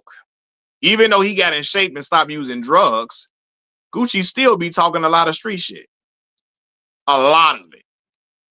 A lot. A lot. And so they're like, hold on now, y'all can't paint him as Sharif now. But you're right. There were other victims besides Gucci. So I don't know if he the one that told or what, because it was other victims besides him in that studio. But some people looking at it like you can't paint him with a Sharif umbrella when he was out here trying to be OG Wax. He was trying to be A-Wax, O Dog, or or even Chauncey from Minister Society. Well, no, because Chauncey was he sent the tape of Kane and then robbing the store to the police. I forget.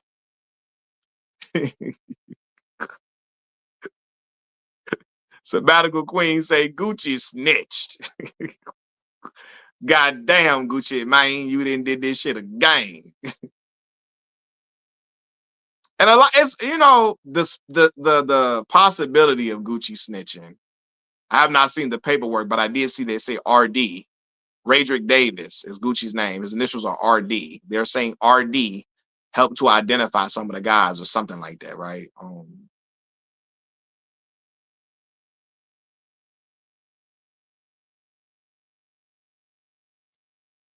Drake Cole said Dr. Umar gonna come up with a conspiracy theory on why South Carolina lost. Yeah. And a lot of brothers is hurt because I remember when Gucci and Jeezy did that verses, right? And Gucci was acting an ass. I ain't gonna lie. He was being super disrespectful. And everybody was like, you know, yeah, that's what I like from excuse me. People was like, yeah, I like to see my rappers being street. He punked Jeezy. He punked Jeezy out. He hold Jeezy. There was a lot of people hollering and yelling because they like to see ignorant stuff. And Gucci was being absolutely ignorant times 5 during their verses. And he tried to escalate things to a very violent level. Jeezy stayed level-headed and he didn't go there. So now them same people who was talking about how Gucci more street than Jeezy, all of that, they were saying Gucci more street, now they out here in shambles. They are hurt. They hurt now. That they out here. So what? WAP ain't no street dude no more. He not held to that same standard. Hell no. Because in 2021, y'all was talking about how he hold Jeezy, how he punked Jeezy, how he made Jeezy look like less of a man, and how Gucci's still a gangster. He a killer. Y'all was talking all that, and now it's, oh, man, shoot. He beyond that now. Man, what? Again, I don't know if he snitched or not. I'm just saying, how y'all hollering out he beyond that now when y'all was just applauding him for acting ignorant as hell? He was acting ignorant with Jeezy. I'm talking about he was really trying to escalate some shit. And if Jeezy was not a mature man, it could have went left, right? Because when he did that, the Truth song, Jeezy could have responded with "Stay Strapped." And I like "Stay Strapped" more than the I like "Stay Strapped" more than the Truth, even though I like the Truth. And Gucci at his own mouth admitted if Jeezy would have responded with "Stay Strapped," it would have went ballistic in there. So how in one breath y'all praising Gucci for being this top tough ass gangster, and then in the next breath you saying, well, he beyond this street stuff now. It don't matter no more. No.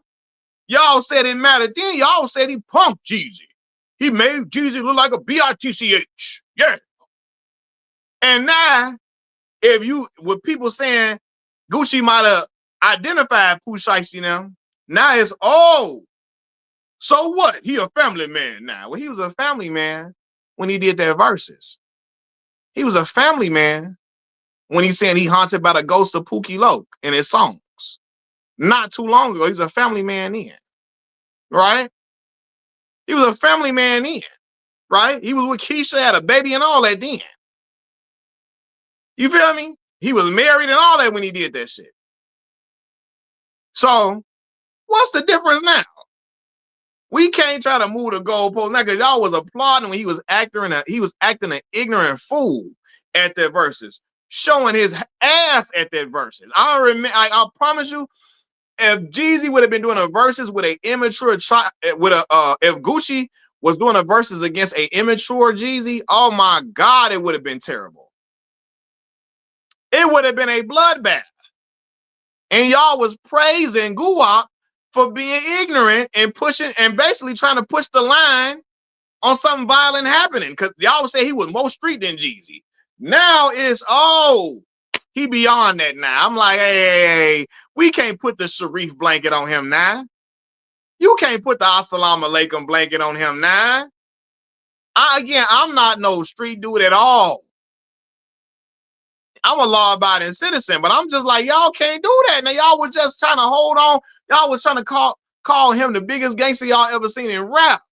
Now it's, oh, that don't count no more. If Gucci cooperated with law enforcement, now it's, oh, it don't count. That don't even count no more. How the fuck it don't? You see what I'm saying? So, and exactly, Imperial Stats, that's what happens when you praise street stuff. It's going to let you down all the time. When you put these street dudes on a pedestal, at some point, they're going to do something that lets you down. They're gonna, because their morality is all over the place. All over the place. We as humans can be contradictory. We can, right? But oh, a street dude, oh man, a street dude contradicts himself like no other. Like no other. A street dude will take your life if you messing with his underage daughter, but in the same breath, say free R. Kelly, right? Even though Kells was on tape with a 14-year-old doing some of the most despicable things you can imagine, right? A street dude will get mad at you for taking his money, but he'll crack the cards in the bank accounts of family members that he supposed to love. You see what I'm saying? So yeah, man. So glorifying, I'm telling you, it's gonna let you down all the time. When you praise street stuff, exactly. Cough, cough, glasses Malone, right? And when I made them comments about glasses last week, about stuff the tweets he made, people was mad at me. Man, you better leave Glasses, one of the realest around. I stand with him. Now they get mad. Glasses, how you gonna call Gucci a snitch? How you gonna do this to Gucci? Gucci is beyond this now. How? He been talking street shit for the longest of time. He'll say something positive, and in the next moment in a song or in an interview, he gangstered in a mug. I'll never tell him I'll kill you try to take something from me. That's how he be talking, right? I'll never tell on nobody. I'll never tell on nothing. And y'all be, again, when he was in that verses, he was talking about smoking on Pookie Loke and come here. He put Pookie Loke in the dirt. I put his ass in the, he was hollering all that out. And all y'all was impressed. Man, that's a real street. I saw the twinkle in some of you dudes' eyes when y'all was watching Gucci. That's a real street man. Oh, that's a street man. If I ever seen, ooh, some of y'all was getting hot in the loins looking at Gucci on stage that day. Oh, that's a man. What a man. Oh, that's a street man. Oh God. Some of y'all was getting hot and bothered when y'all saw Gucci doing that ignorant shit. And now he a family man. He got a wife. He a hubby. He got kids. Hey, man, no. Y'all just said he was the biggest gangster y'all done seen thus far. I said, pause, Charlie X. Pause. Yeah, they was up there. They was getting used, but y'all remember. You know how many street dudes was so in awe of Gucci that night at that verses? Oh, geez, he really who he say he is. Oh Lord. Kim East, I appreciate that. I appreciate the love, Kim East. Glad to see you in here. Glad to see you catching a live stream. They was sabbatical queen. I remember that night. How many street dudes I know was trying to say, "Oh, Guwap had Jeezy scared." That's what I'm talking about. Gucci, a real street dude. A lot of them ignorant street dudes I know had a twinkle in their eye. They was enamored with Gucci. They was in their mother. You would have thought they saw their idol right before them. Oh, Jesus. That's a real that's a real man. That's a man. Remember, y'all remember on what's my movie? South Central. He a man. He a man. This Bobby here, he's a man. Gucci's a man. He a man, booty. He a man. That's how some of them was looking at him right that night. He a real street dude. They were hollering up and down and just hollering into the heavens. Yeah, Kim East. He was a fought. Now that you think Gucci might have said, he might have told something to the police. Now y'all up here. He a father. He a husband.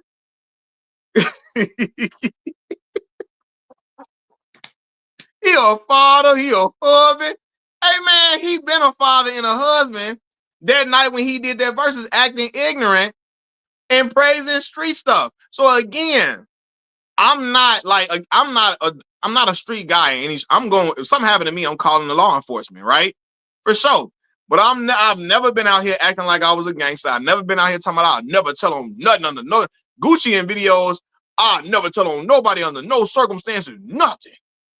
He in videos talking about he's smoking. He was smoking on Pookie Low, Jeezy dead homie.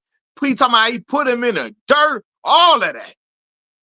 All of that, all that. He doing all of that. He was ignorant as ever that night. And y'all praise the ignorance then. Now y'all trying to put that Sharif from Minister Society blanket on him. You know what I'm saying? Is y'all about to tell Gucci get his Salaikum Salam ass off the cooler and pass me a brew? Is y'all about to say that? No, I'm not being disrespectful to the Islamic religion when I say that. Y'all know that's a quote from Minister Society. Y'all know that's a Minister Society quote. Crown Me James says, Malcolm, were you on the debate team? You're good at it. I wasn't.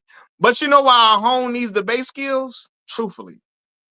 In the barbershop, defending my favorite player, LeBron James, in a Michael Jordan city, debating grown men about LeBron James in the barbershop is where I hone my debate skills. I was never on a debate team, but you know, making arguments and research papers, making arguments and research papers, and then arguing against grown men when I was 12, 13 years old in barbershops. It prepared me for a lot of them arguments like that. But yeah, I'm going to have to make a video about that. He said, Steven Crowder should have came to my bar. They would have lit him up. Crowder would have got lit up in my barbershop. Yeah, and again, in Chicago, Illinois, Chris, because you can imagine how outnumbered I was against these grown men in Chicago, Illinois. I'm 13 in the barbershop. Like, man, I'm putting on my argument down, grown men. They going in. And I'm little as hell. I'm little as hell in the barbershop. Laying down my argument and building it. You feel me? My father is a Michael Jordan head to the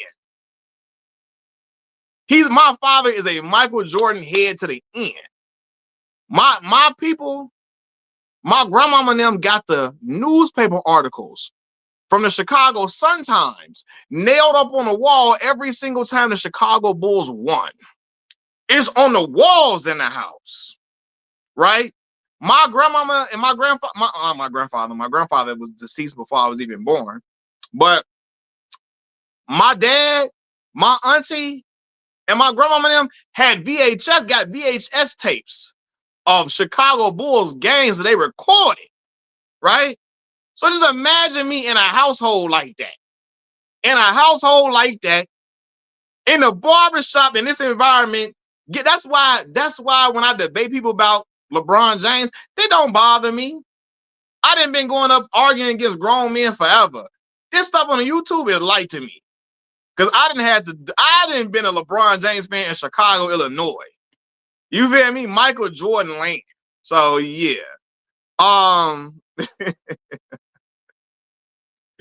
Yeah, but anyway though, yeah, so that whole thing, people was proud of Gucci for acting an ass that night against G's. They were proud of Gucci. That's right, Gucci. Punk him out. Yeah, he a real gangster. Gucci the real deal. He the real thing. Jeezy the fake one. Yeah, Jeezy. So what? Jeezy married. He don't get no points for being mature because he married now. So what? Be a street dude to the end. Gucci a street dude to the end. He's street forever. Y'all thought all that ignorant stuff Jeezy did that night, Gucci did that night was admirable. Y'all thought all that stuff Gucci did that night was solid. Y'all thought it was real for him to be acting like that. And now that people might think Gucci didn't told something. Now it's y'all doing the Charlie Kirk thing. Y'all doing that shit Kwame Brown did for Charlie Kirk. He a husband, he a father, got children, he a good man, he a Christian. Now we about to hear Gucci a Christian. He's a Christian now. We finna hit it. They about to show us Gucci getting baptized in a minute. I won't be surprised if a AI video of Gucci getting baptized come out. You know what I'm saying? Because y'all was saying Jeezy was a punk for being mature and Gucci was the real one. Now Gucci finna be getting baptized in a minute. He ain't about that street life no more. He separated from that. Y'all better stop that. Leave that alone. He not with that street stuff no more. Yeah? Whoa, whoa, whoa, whoa, whoa, whoa, whoa. That night he was smoking on Pookie Low. Y'all was sitting up there applauding it. Brothers was taking their shirt off, spinning around, they twisted around, spinning around their head like a helicopter, like Petey Pablo say do that night. Brothers was taking their shirt off, twisted around their head, spinning like a helicopter for Gucci that night. Brothers out there, my boy. Nah is all he did. Oh, that was different. Y'all pulling that. Y'all. See, I be playing too much. Y'all, boy. Now is y'all hit me with the DJ Pooh. When Debo took his chain. You know what I'm saying? When Debo took his chain that night, that day. Y'all, now y'all hitting us with the, oh, that was different. This different here. Because Gucci, you know, he got a contract. I mean, shoot, like if somebody, you only snitching if you doing a crime with somebody. That's only snitching if you did a crime with somebody and you tell. It's not snitching if somebody do something to you and you tell. That's not snitching no more. What the fuck? What? Huh? Hey, bro, Malcolm X, my boy, what's up, man? My name is Malcolm, man. I appreciate the donation, brother. He said right on from Ruleville and Cleveland. Hey. Shout out to Ruleville. Shout out Cleveland, man. I got homegirls from Ruleville. My homegirl Alley Cat from Ruleville, man. Cleveland, shout out Cleveland. My homegirl Brianka and them. My grandma from Cleveland. My great-grandparents is buried in Cleveland, man. Shout out. My homegirl Brianka was Miss Mississippi Valley State. She from Cleveland, Brianka Kimbrough.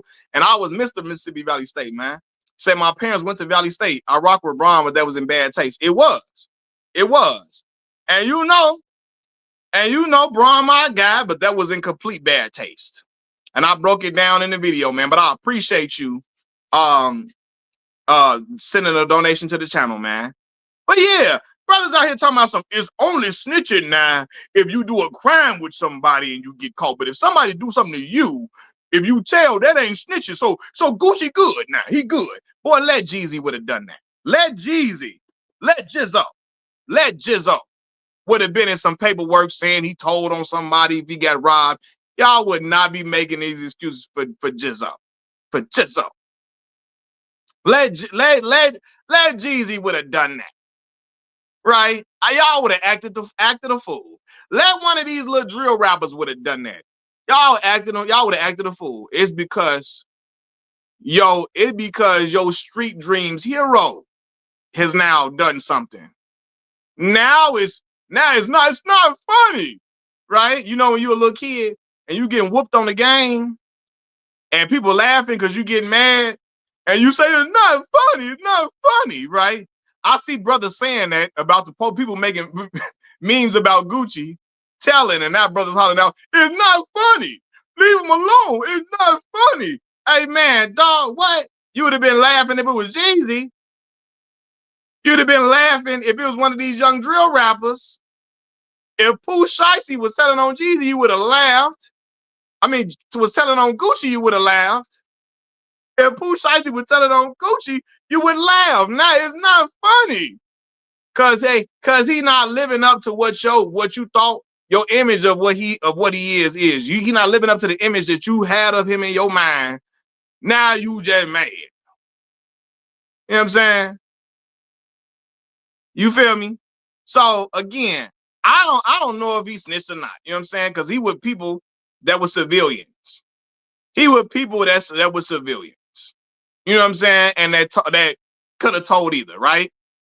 But then you got people saying the RD. I haven't reviewed the paperwork, but I'm just saying, even if he was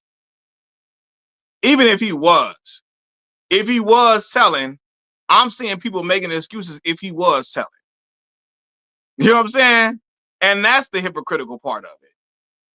If he did tell, I see people saying stuff like, well, it's not snitching.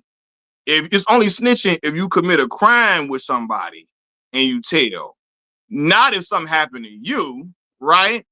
I'm seeing people say, well, if he did snitch, he's in a different place now. You know what I'm saying?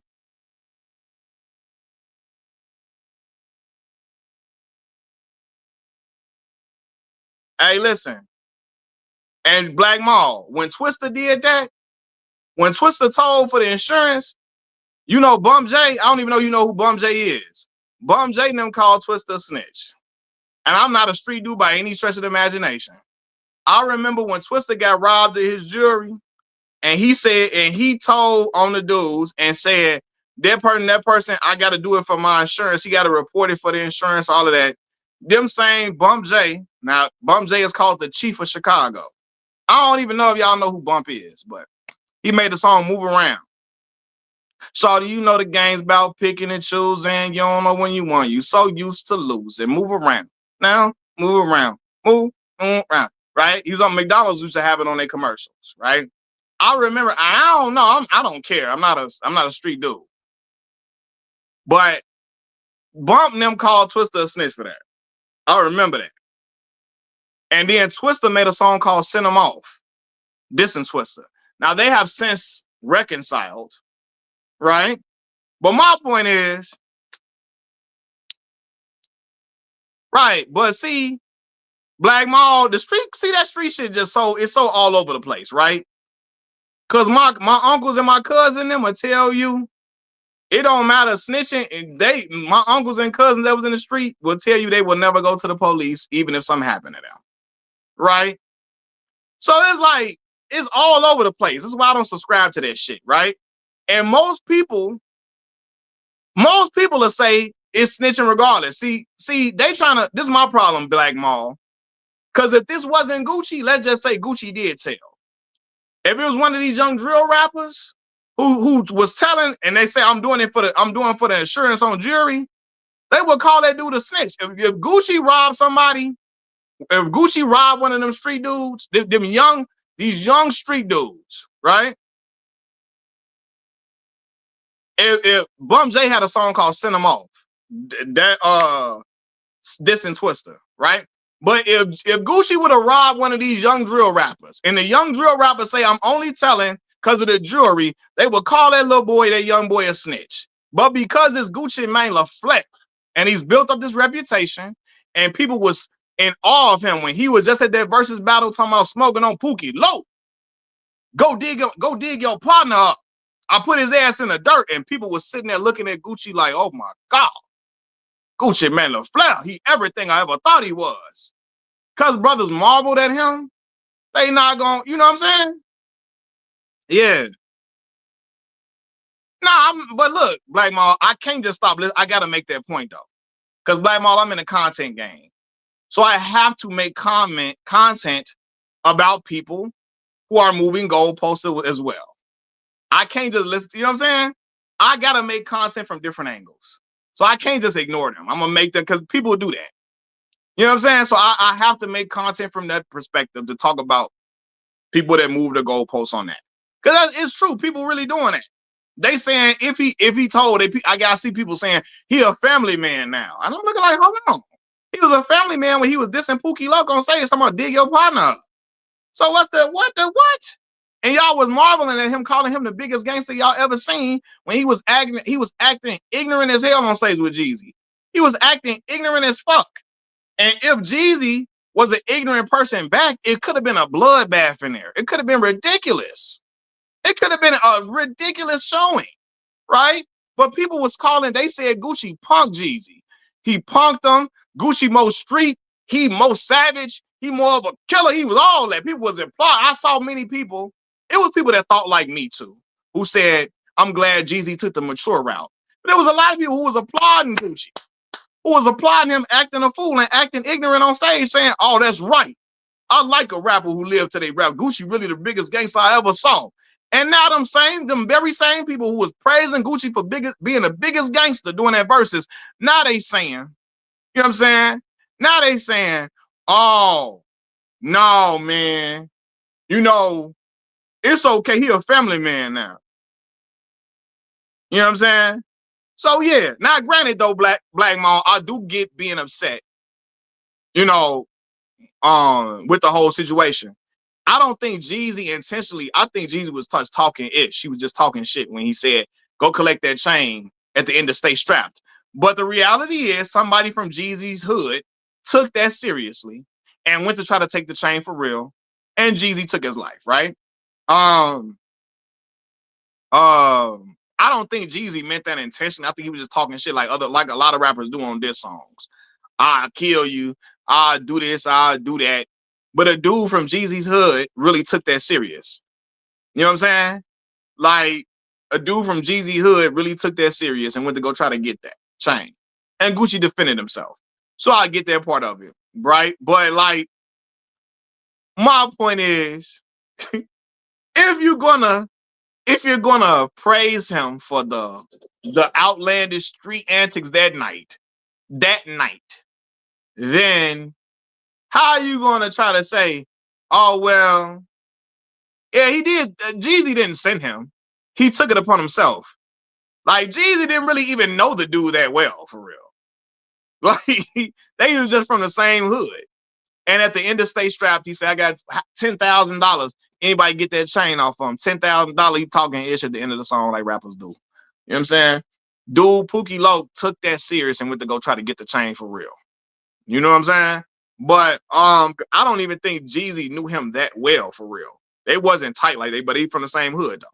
But anyway though, and Pookie Loc was trying to get a come up, trying to get some money. He heard at the end of the song, all that, I'm gonna come get that chain, right? And Gucci defended himself. But my point is that people was looking at Gucci as this, they have him, they was praising the gangster antics that night. And then now they trying to say, oh, he a family man. You know what I'm saying?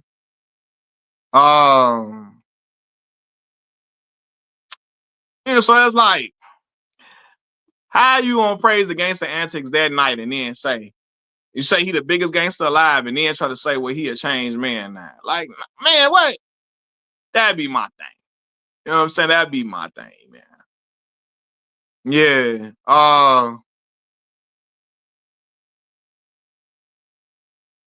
And don't get me started on the baby. Oh man, I got a lot of content to make this week. And I keep saying that, y'all. I just be so damn tired, but I have to get this content out. But yeah. You know? Yeah. The baby, whew, the baby want to be gangster 24/7. Nah, what Pooh Shiesty did was silly as hell. It was dumb. 100%. 100% all the way. Right? That's not a question. Well, my point is, people trying to make an excuse if Gucci, people trying to make the excuse for Gucci if he tell. If he tell and get on the stand or something, they trying to say, oh, that don't count. And it's like, bro, y'all would say it count if anybody else did. A Lil Durk, I'm gonna use a dude from my hometown, Chicago, Illinois. If Durk got on this, especially because they think Durk is soft, because Durk got the little different color eyes and shit, and he got the little Durk got the little. For a while, he had the little pretty boy image and stuff. People think Durk soft. If Durk would tell on somebody and say, I got a tell on this for my jury purposes, right? If Durk take the stand against somebody, they gonna call Durk all type of soft and snitches and make fun of him all like crazy. And y'all know they would. Especially because Durk don't look like the average dirty Chicago dude. You know, the dirtier you look, the more they think you a killer. That's just facts. And so if you look dirty, everybody just take your word that you a killer. And because Durk didn't look as dirty as some of them dudes in the O, he didn't look as ashy looking and dirty looking as some of them other dudes in the O. They always thought he was a soft guy, right? You know what I'm saying? Durk, low haircut, wave with the waves in his hair, Durk, they thought he was soft because he didn't look dirty like a lot of the other dudes from O Block, And Durk really from the Lamb. He from Lamron, right? But people thought he was soft. If Durk would get up there on the stand and say, man, them dudes did this, then the third, ain't nobody finna move. Ain't nobody finna. That's why y'all believe Keith, right? Right? And y'all believe Keith because Keith looked dirty and ashy, right? And people say Durk ain't really like that, but Keith is, because he fit the bill of what you think a street dude supposed to look like. He looked that dirty, ashy, and all of that, right? For sure. Even though, and this don't mean nothing, Durk done been in Cook County jail for several times, and the county is like, from what everybody tell me, the county is a crazy place. Cook County jail crazy in the motherfucker. Gangland like crazy. But again, If Dirk would sit on the stand and tell and say, hey, them dudes did this, them dudes, they robbed me. Them dudes took my jewelry. They forced me to sign a contract. Everybody would call Dirk a snitch. But because it's Guwap, if Guwap do that, oh, now we got to act like there's different rules in different situations now. You know what I'm saying? Hey, that's still a hit. Of mixtape was fire. Fire. You see what I'm saying? But because Dirk, Keith, and Lil Reese look like, right. But Black Maul, if I tell you that when Keith got sentenced to jail, that little time, Keith was in court crying, right? And I'm not trying to make fun of Keith at all, right? But Dirk was facing 15 years before in jail. And Dirk was not like, and anybody that knows Dirk from over there on the lam would tell you Dirk never cried in none of that. Dirk done been through crazy shit in his lifetime. Dirk done lost a lot of people close around him, all that, and been in and stayed in Chicago when the war was really cracking. When not before D-Thing got killed. When Nunu got killed, Newski, when Chino got killed, all of them, they was around. Again, Dirk was still in Chicago at the height of the biggest, when all the drill stuff was popping off, Dirk was still here. You see what I'm saying? So, like, you know what I'm saying? And I'm not trying to make fun of Keith saying he cried, like, you know what I'm saying? But he did, though. He cried in court when they was sending him to jail. And Dirk was facing 10 plus years before he even really got famous for real. And they never would tell you nothing like that on his name at all. Tato, Keith homie Tato didn't have his own gun taken from him. Tato had his own gun taken from him. He tried to rob somebody and dude took Tato gun from him. Right? You know what I'm saying? So like, yeah. So like, you know what I'm saying? So people think and people go off how people look. And I tell you all the time, a dude in Chicago will look like Genuine. And will be all the way on that shit. All the way. A dude in Chicago will look like goddamn a dude in Chicago could look like a square to you. That will knock you clean out. You know what I'm saying? So look don't matter. But again, that's how people perceive it, right? I'm saying that to say, cause Dirk look a certain way. If he was to tell, they would call him the biggest snitch alive. Because WAP, but because it's Guwap, man. Matter of fact, my homie, y'all remember I had a light-skinned brother on my channel. A light-skinned brother looked like an Abercrombie and Fitch model. A light-skinned brother that looked like an Abercrombie. My homie is a light-skinned brother. I'm talking about light bright. Light-skinned brother like an Abercrombie and Fitch model. I had him on my channel one time when he was talking about being sexually what's the word I'm looking for? Hypersexual, right? And when I tell people when he was in Chicago, he was GD as hell, gangster disciple like a mug, all of that. And they was like, that dude ain't no gang member. He wasn't no gang member. That dude can't never be no gang member. And I told them, I promise y'all, if you put my money on him fighting more than most of anybody, I'm putting my money on him. I didn't see that very same dude I had on my couch that looked like a Abercrombie and Fitch model. I didn't see him knock niggas out. I'm talking about knock them clean out. I'm not even lying. I didn't see dudes scared of him for real. And yeah, so the look can be deceiving. You can't go by look. I didn't see him knock dudes out. And everybody be like, hey, don't fight big folks.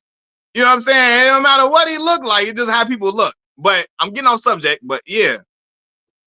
Now because now he's more cleaned up now, right? He's more polished now. He's not gang banging no more. None of that. Even though they still call him big folks. But he not gang banging no more. None of that. He looked like an R&B singer type looking dude now.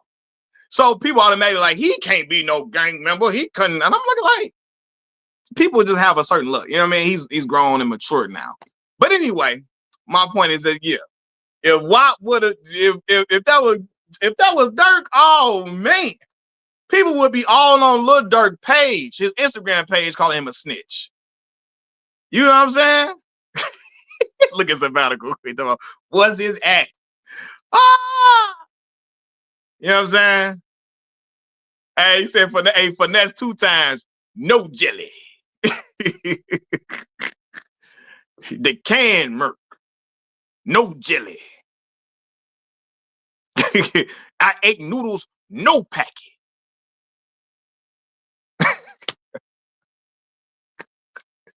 I'm like, damn, why his noodles didn't have no packet? All right. Now, facts. Now, Charlie X. I remember dude was telling Dirk, stop doing that singing. Stop doing all that singing. That, yo, man, that really would have had it worse for him. Because he was singing. They was really on it. Oh, man, it was Dirk. They would have been calling him snitch. They really didn't like, oh, he's singing. He's soft. You know what I'm saying?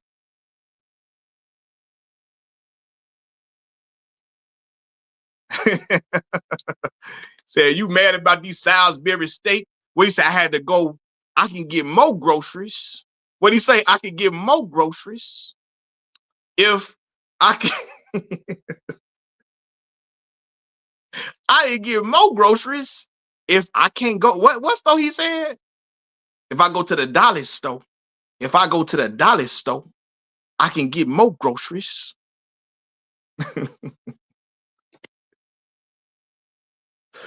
Oh God. Man, boy. But yeah, look, yeah, man. I ain't like that. I think LeBron should apologize for that. Because even if he wasn't thinking about it not being a black city, I tell y'all all the time, there's certain conversations we shouldn't be having in front of white folks. So yeah, Anthony Edwards has trashed Memphis. Anthony Edwards trashed Memphis worse than Bron.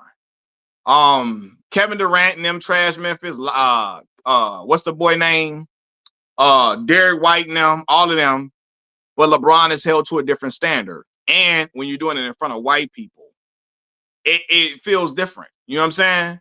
So I think it's certain conversations we shouldn't even have in front of them. So Bron was off base with that.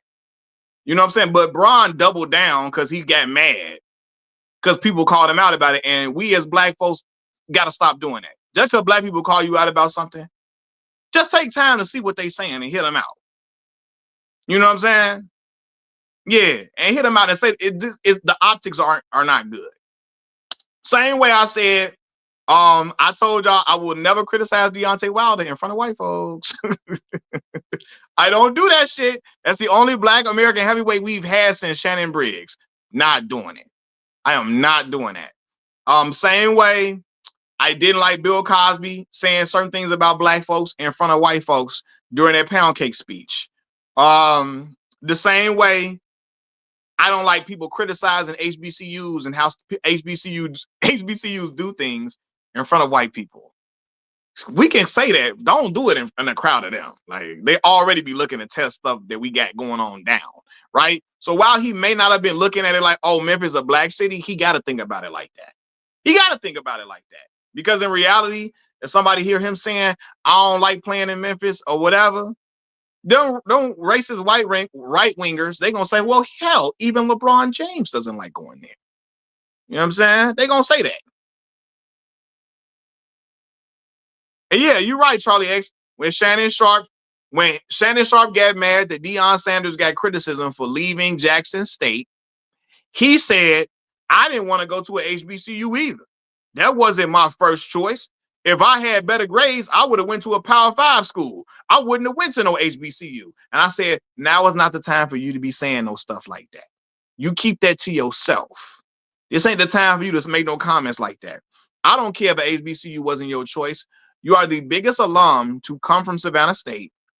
And you one of the biggest, greatest players to come from one of the greatest players ever in the history of the NFL, and you came from an HBCU. So now is not the time for you to talk about how you wouldn't have went to it. But Shannon did that because he was mad that people was talking about Deion, and he felt like I got to protect my friend. So let me say I wouldn't have went to an HBCU either. No, don't do that. Don't do that, bro. Don't do that. That's not the time for that. I don't care if you didn't want to go there. You know what I'm saying? Mississippi Valley State wasn't my first choice at all. But I'm a rep MVSU forever. I'm repping Valley wherever I go. Right? And I ain't telling no, I'm not telling no white folks I ain't want to go to Valley. No, that's my school, man. That's why I came from. So yeah, same way. Like I said, I've said this several times. So sorry, y'all, if I keep repeating this argument. But the Mississippi Delta has its issues, right? Mississippi Delta has a large black population, but it has dilapidated houses. Um, it has the education and the school systems is not the best. It's a lot of poverty. Um, it has its issues, but I won't say that.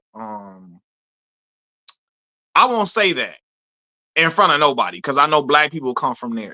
It's heavily populated in them areas, and my paternal family comes from the Mississippi Delta. You know, um,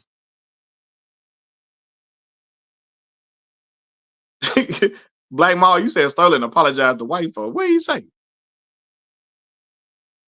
And you're right, sabbatical queen.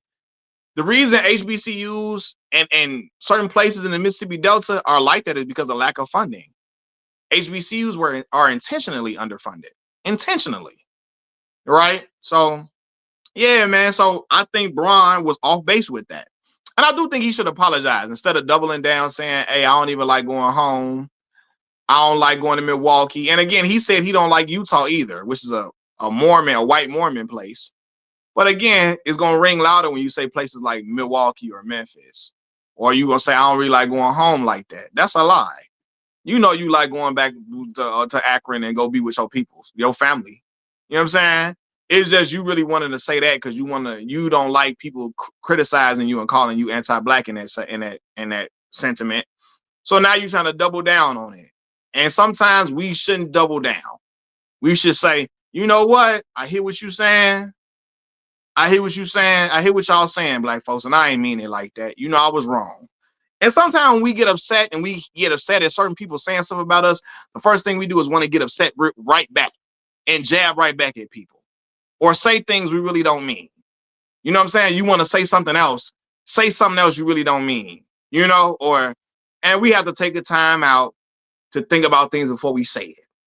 And it don't look good from, like I said, it don't look good from Rich Paul doubling down on it because Rich got a white woman that he's engaged to. So that do not look good, man.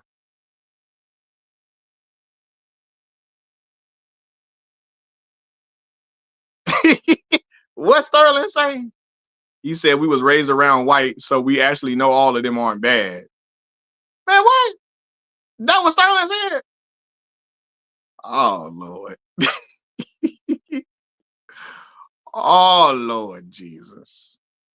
I'm like Boozy, clip of Boosie. Oh Lord Jesus. But you know what, man? I think Sterling dates white women as well. Uh Shannon had all his kids are by black women, but all of Shannon's kids are by black women, but Shannon has dated some white women before. I don't know. Shannon's son might be married to a white woman. I'm not sure. Don't quote me on that. I could be incorrect.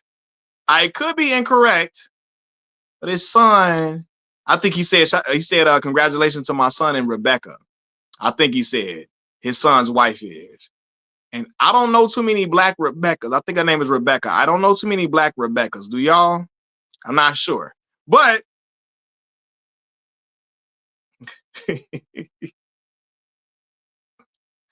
so I don't know. I think he said his wife, his son's wife name was Rebecca. I think he said that. And so I think that's why Shannon and them, every time somebody say something about, I remember when Shannon posted this clip about something with LeBron and Savannah. And somebody said, Black love, that's why you should marry a black woman. Somebody said that under the post about Savannah and LeBron. Shannon posted the clip.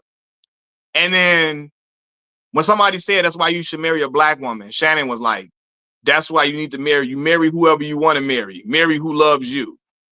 You say you know a black Rebecca? For real? I don't think I've ever met a black Rebecca before. I don't think I've ever met a black Rebecca. I don't think so. Yeah, but people was like when Shannon say, when somebody said that's why you should marry, you say you know a white Lakeisha, get the fuck out of here, man. Black mall, what? You know a white Lakeisha? You sure she white? I'm like my man Stack on I'm like Stack on Centers. You sure she white? You sure? Is she adopted? Lakeisha.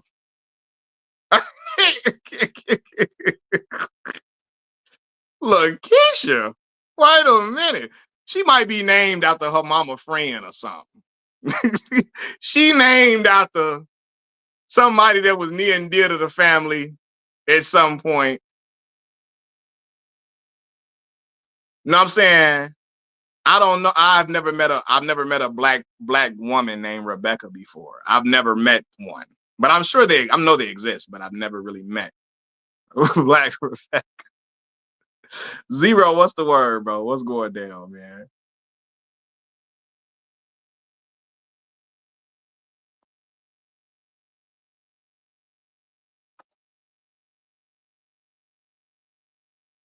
You finally calling out your king. I've criticized LeBron James before, Sean. I've criticized LeBron James before. Y'all just happen to not see it. You know what I'm saying?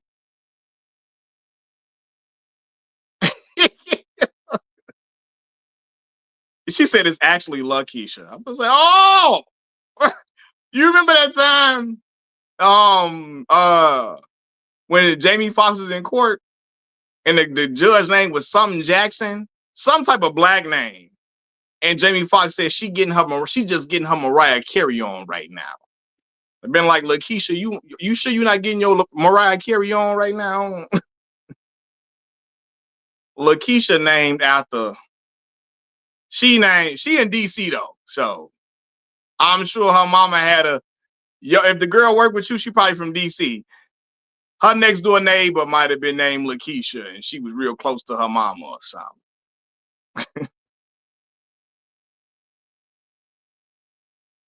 Yeah, Rich Paul is with Adele. Kim East, you know Adele the singer. Rich Paul is engaged to Adele. I don't know if they married yet, but yeah, Rich Paul is with Adele. Hello to the other side, Adele. So I met a white Dominique. Comes to find out, Dominique is a popular name in Greece. I had no idea. Shout out to Dominique's was always through the hood, man.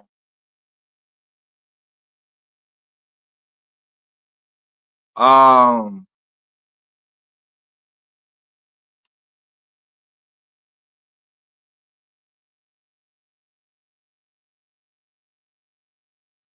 I guess he's saying it disrespectful when people be like, "Your king," calling him my king, calling another man your king. That's crazy.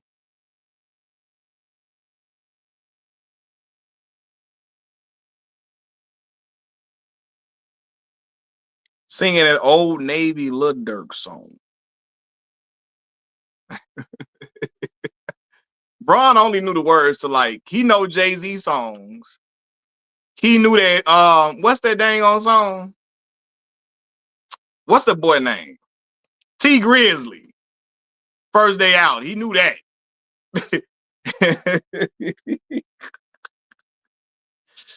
He knew that song. He know Glorilla song. Yeah, Glow, he know that. He knew it's only a certain songs he know. Only so he knew Jay-Z, he knew Jay-Z discography. He knew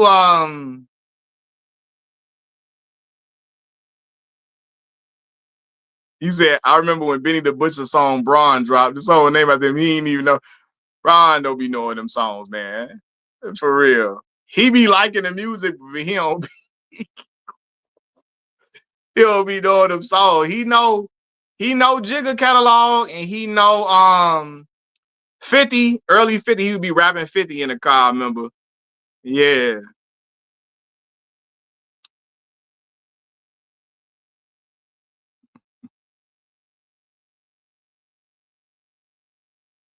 I think Keisha is actually a popular Russian name for what is it?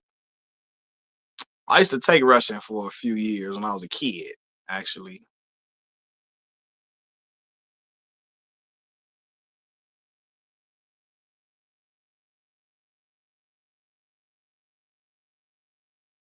But anyway, y'all done been on this thing. Hey, y'all hit the like button for me before y'all get up out of here. I done been on this thing for a long time. You want to donate to the Cash App? The Cash App is right below my finger. $ Mac Miller 5. Again, the Cash App is right below my finger. $ Mac Miller 5. I appreciate all y'all for rocking with me, man. It's time for me to eat. I ain't ate nothing in a minute, in a little spell. I'm gonna holler at y'all in a minute, y'all. Peace.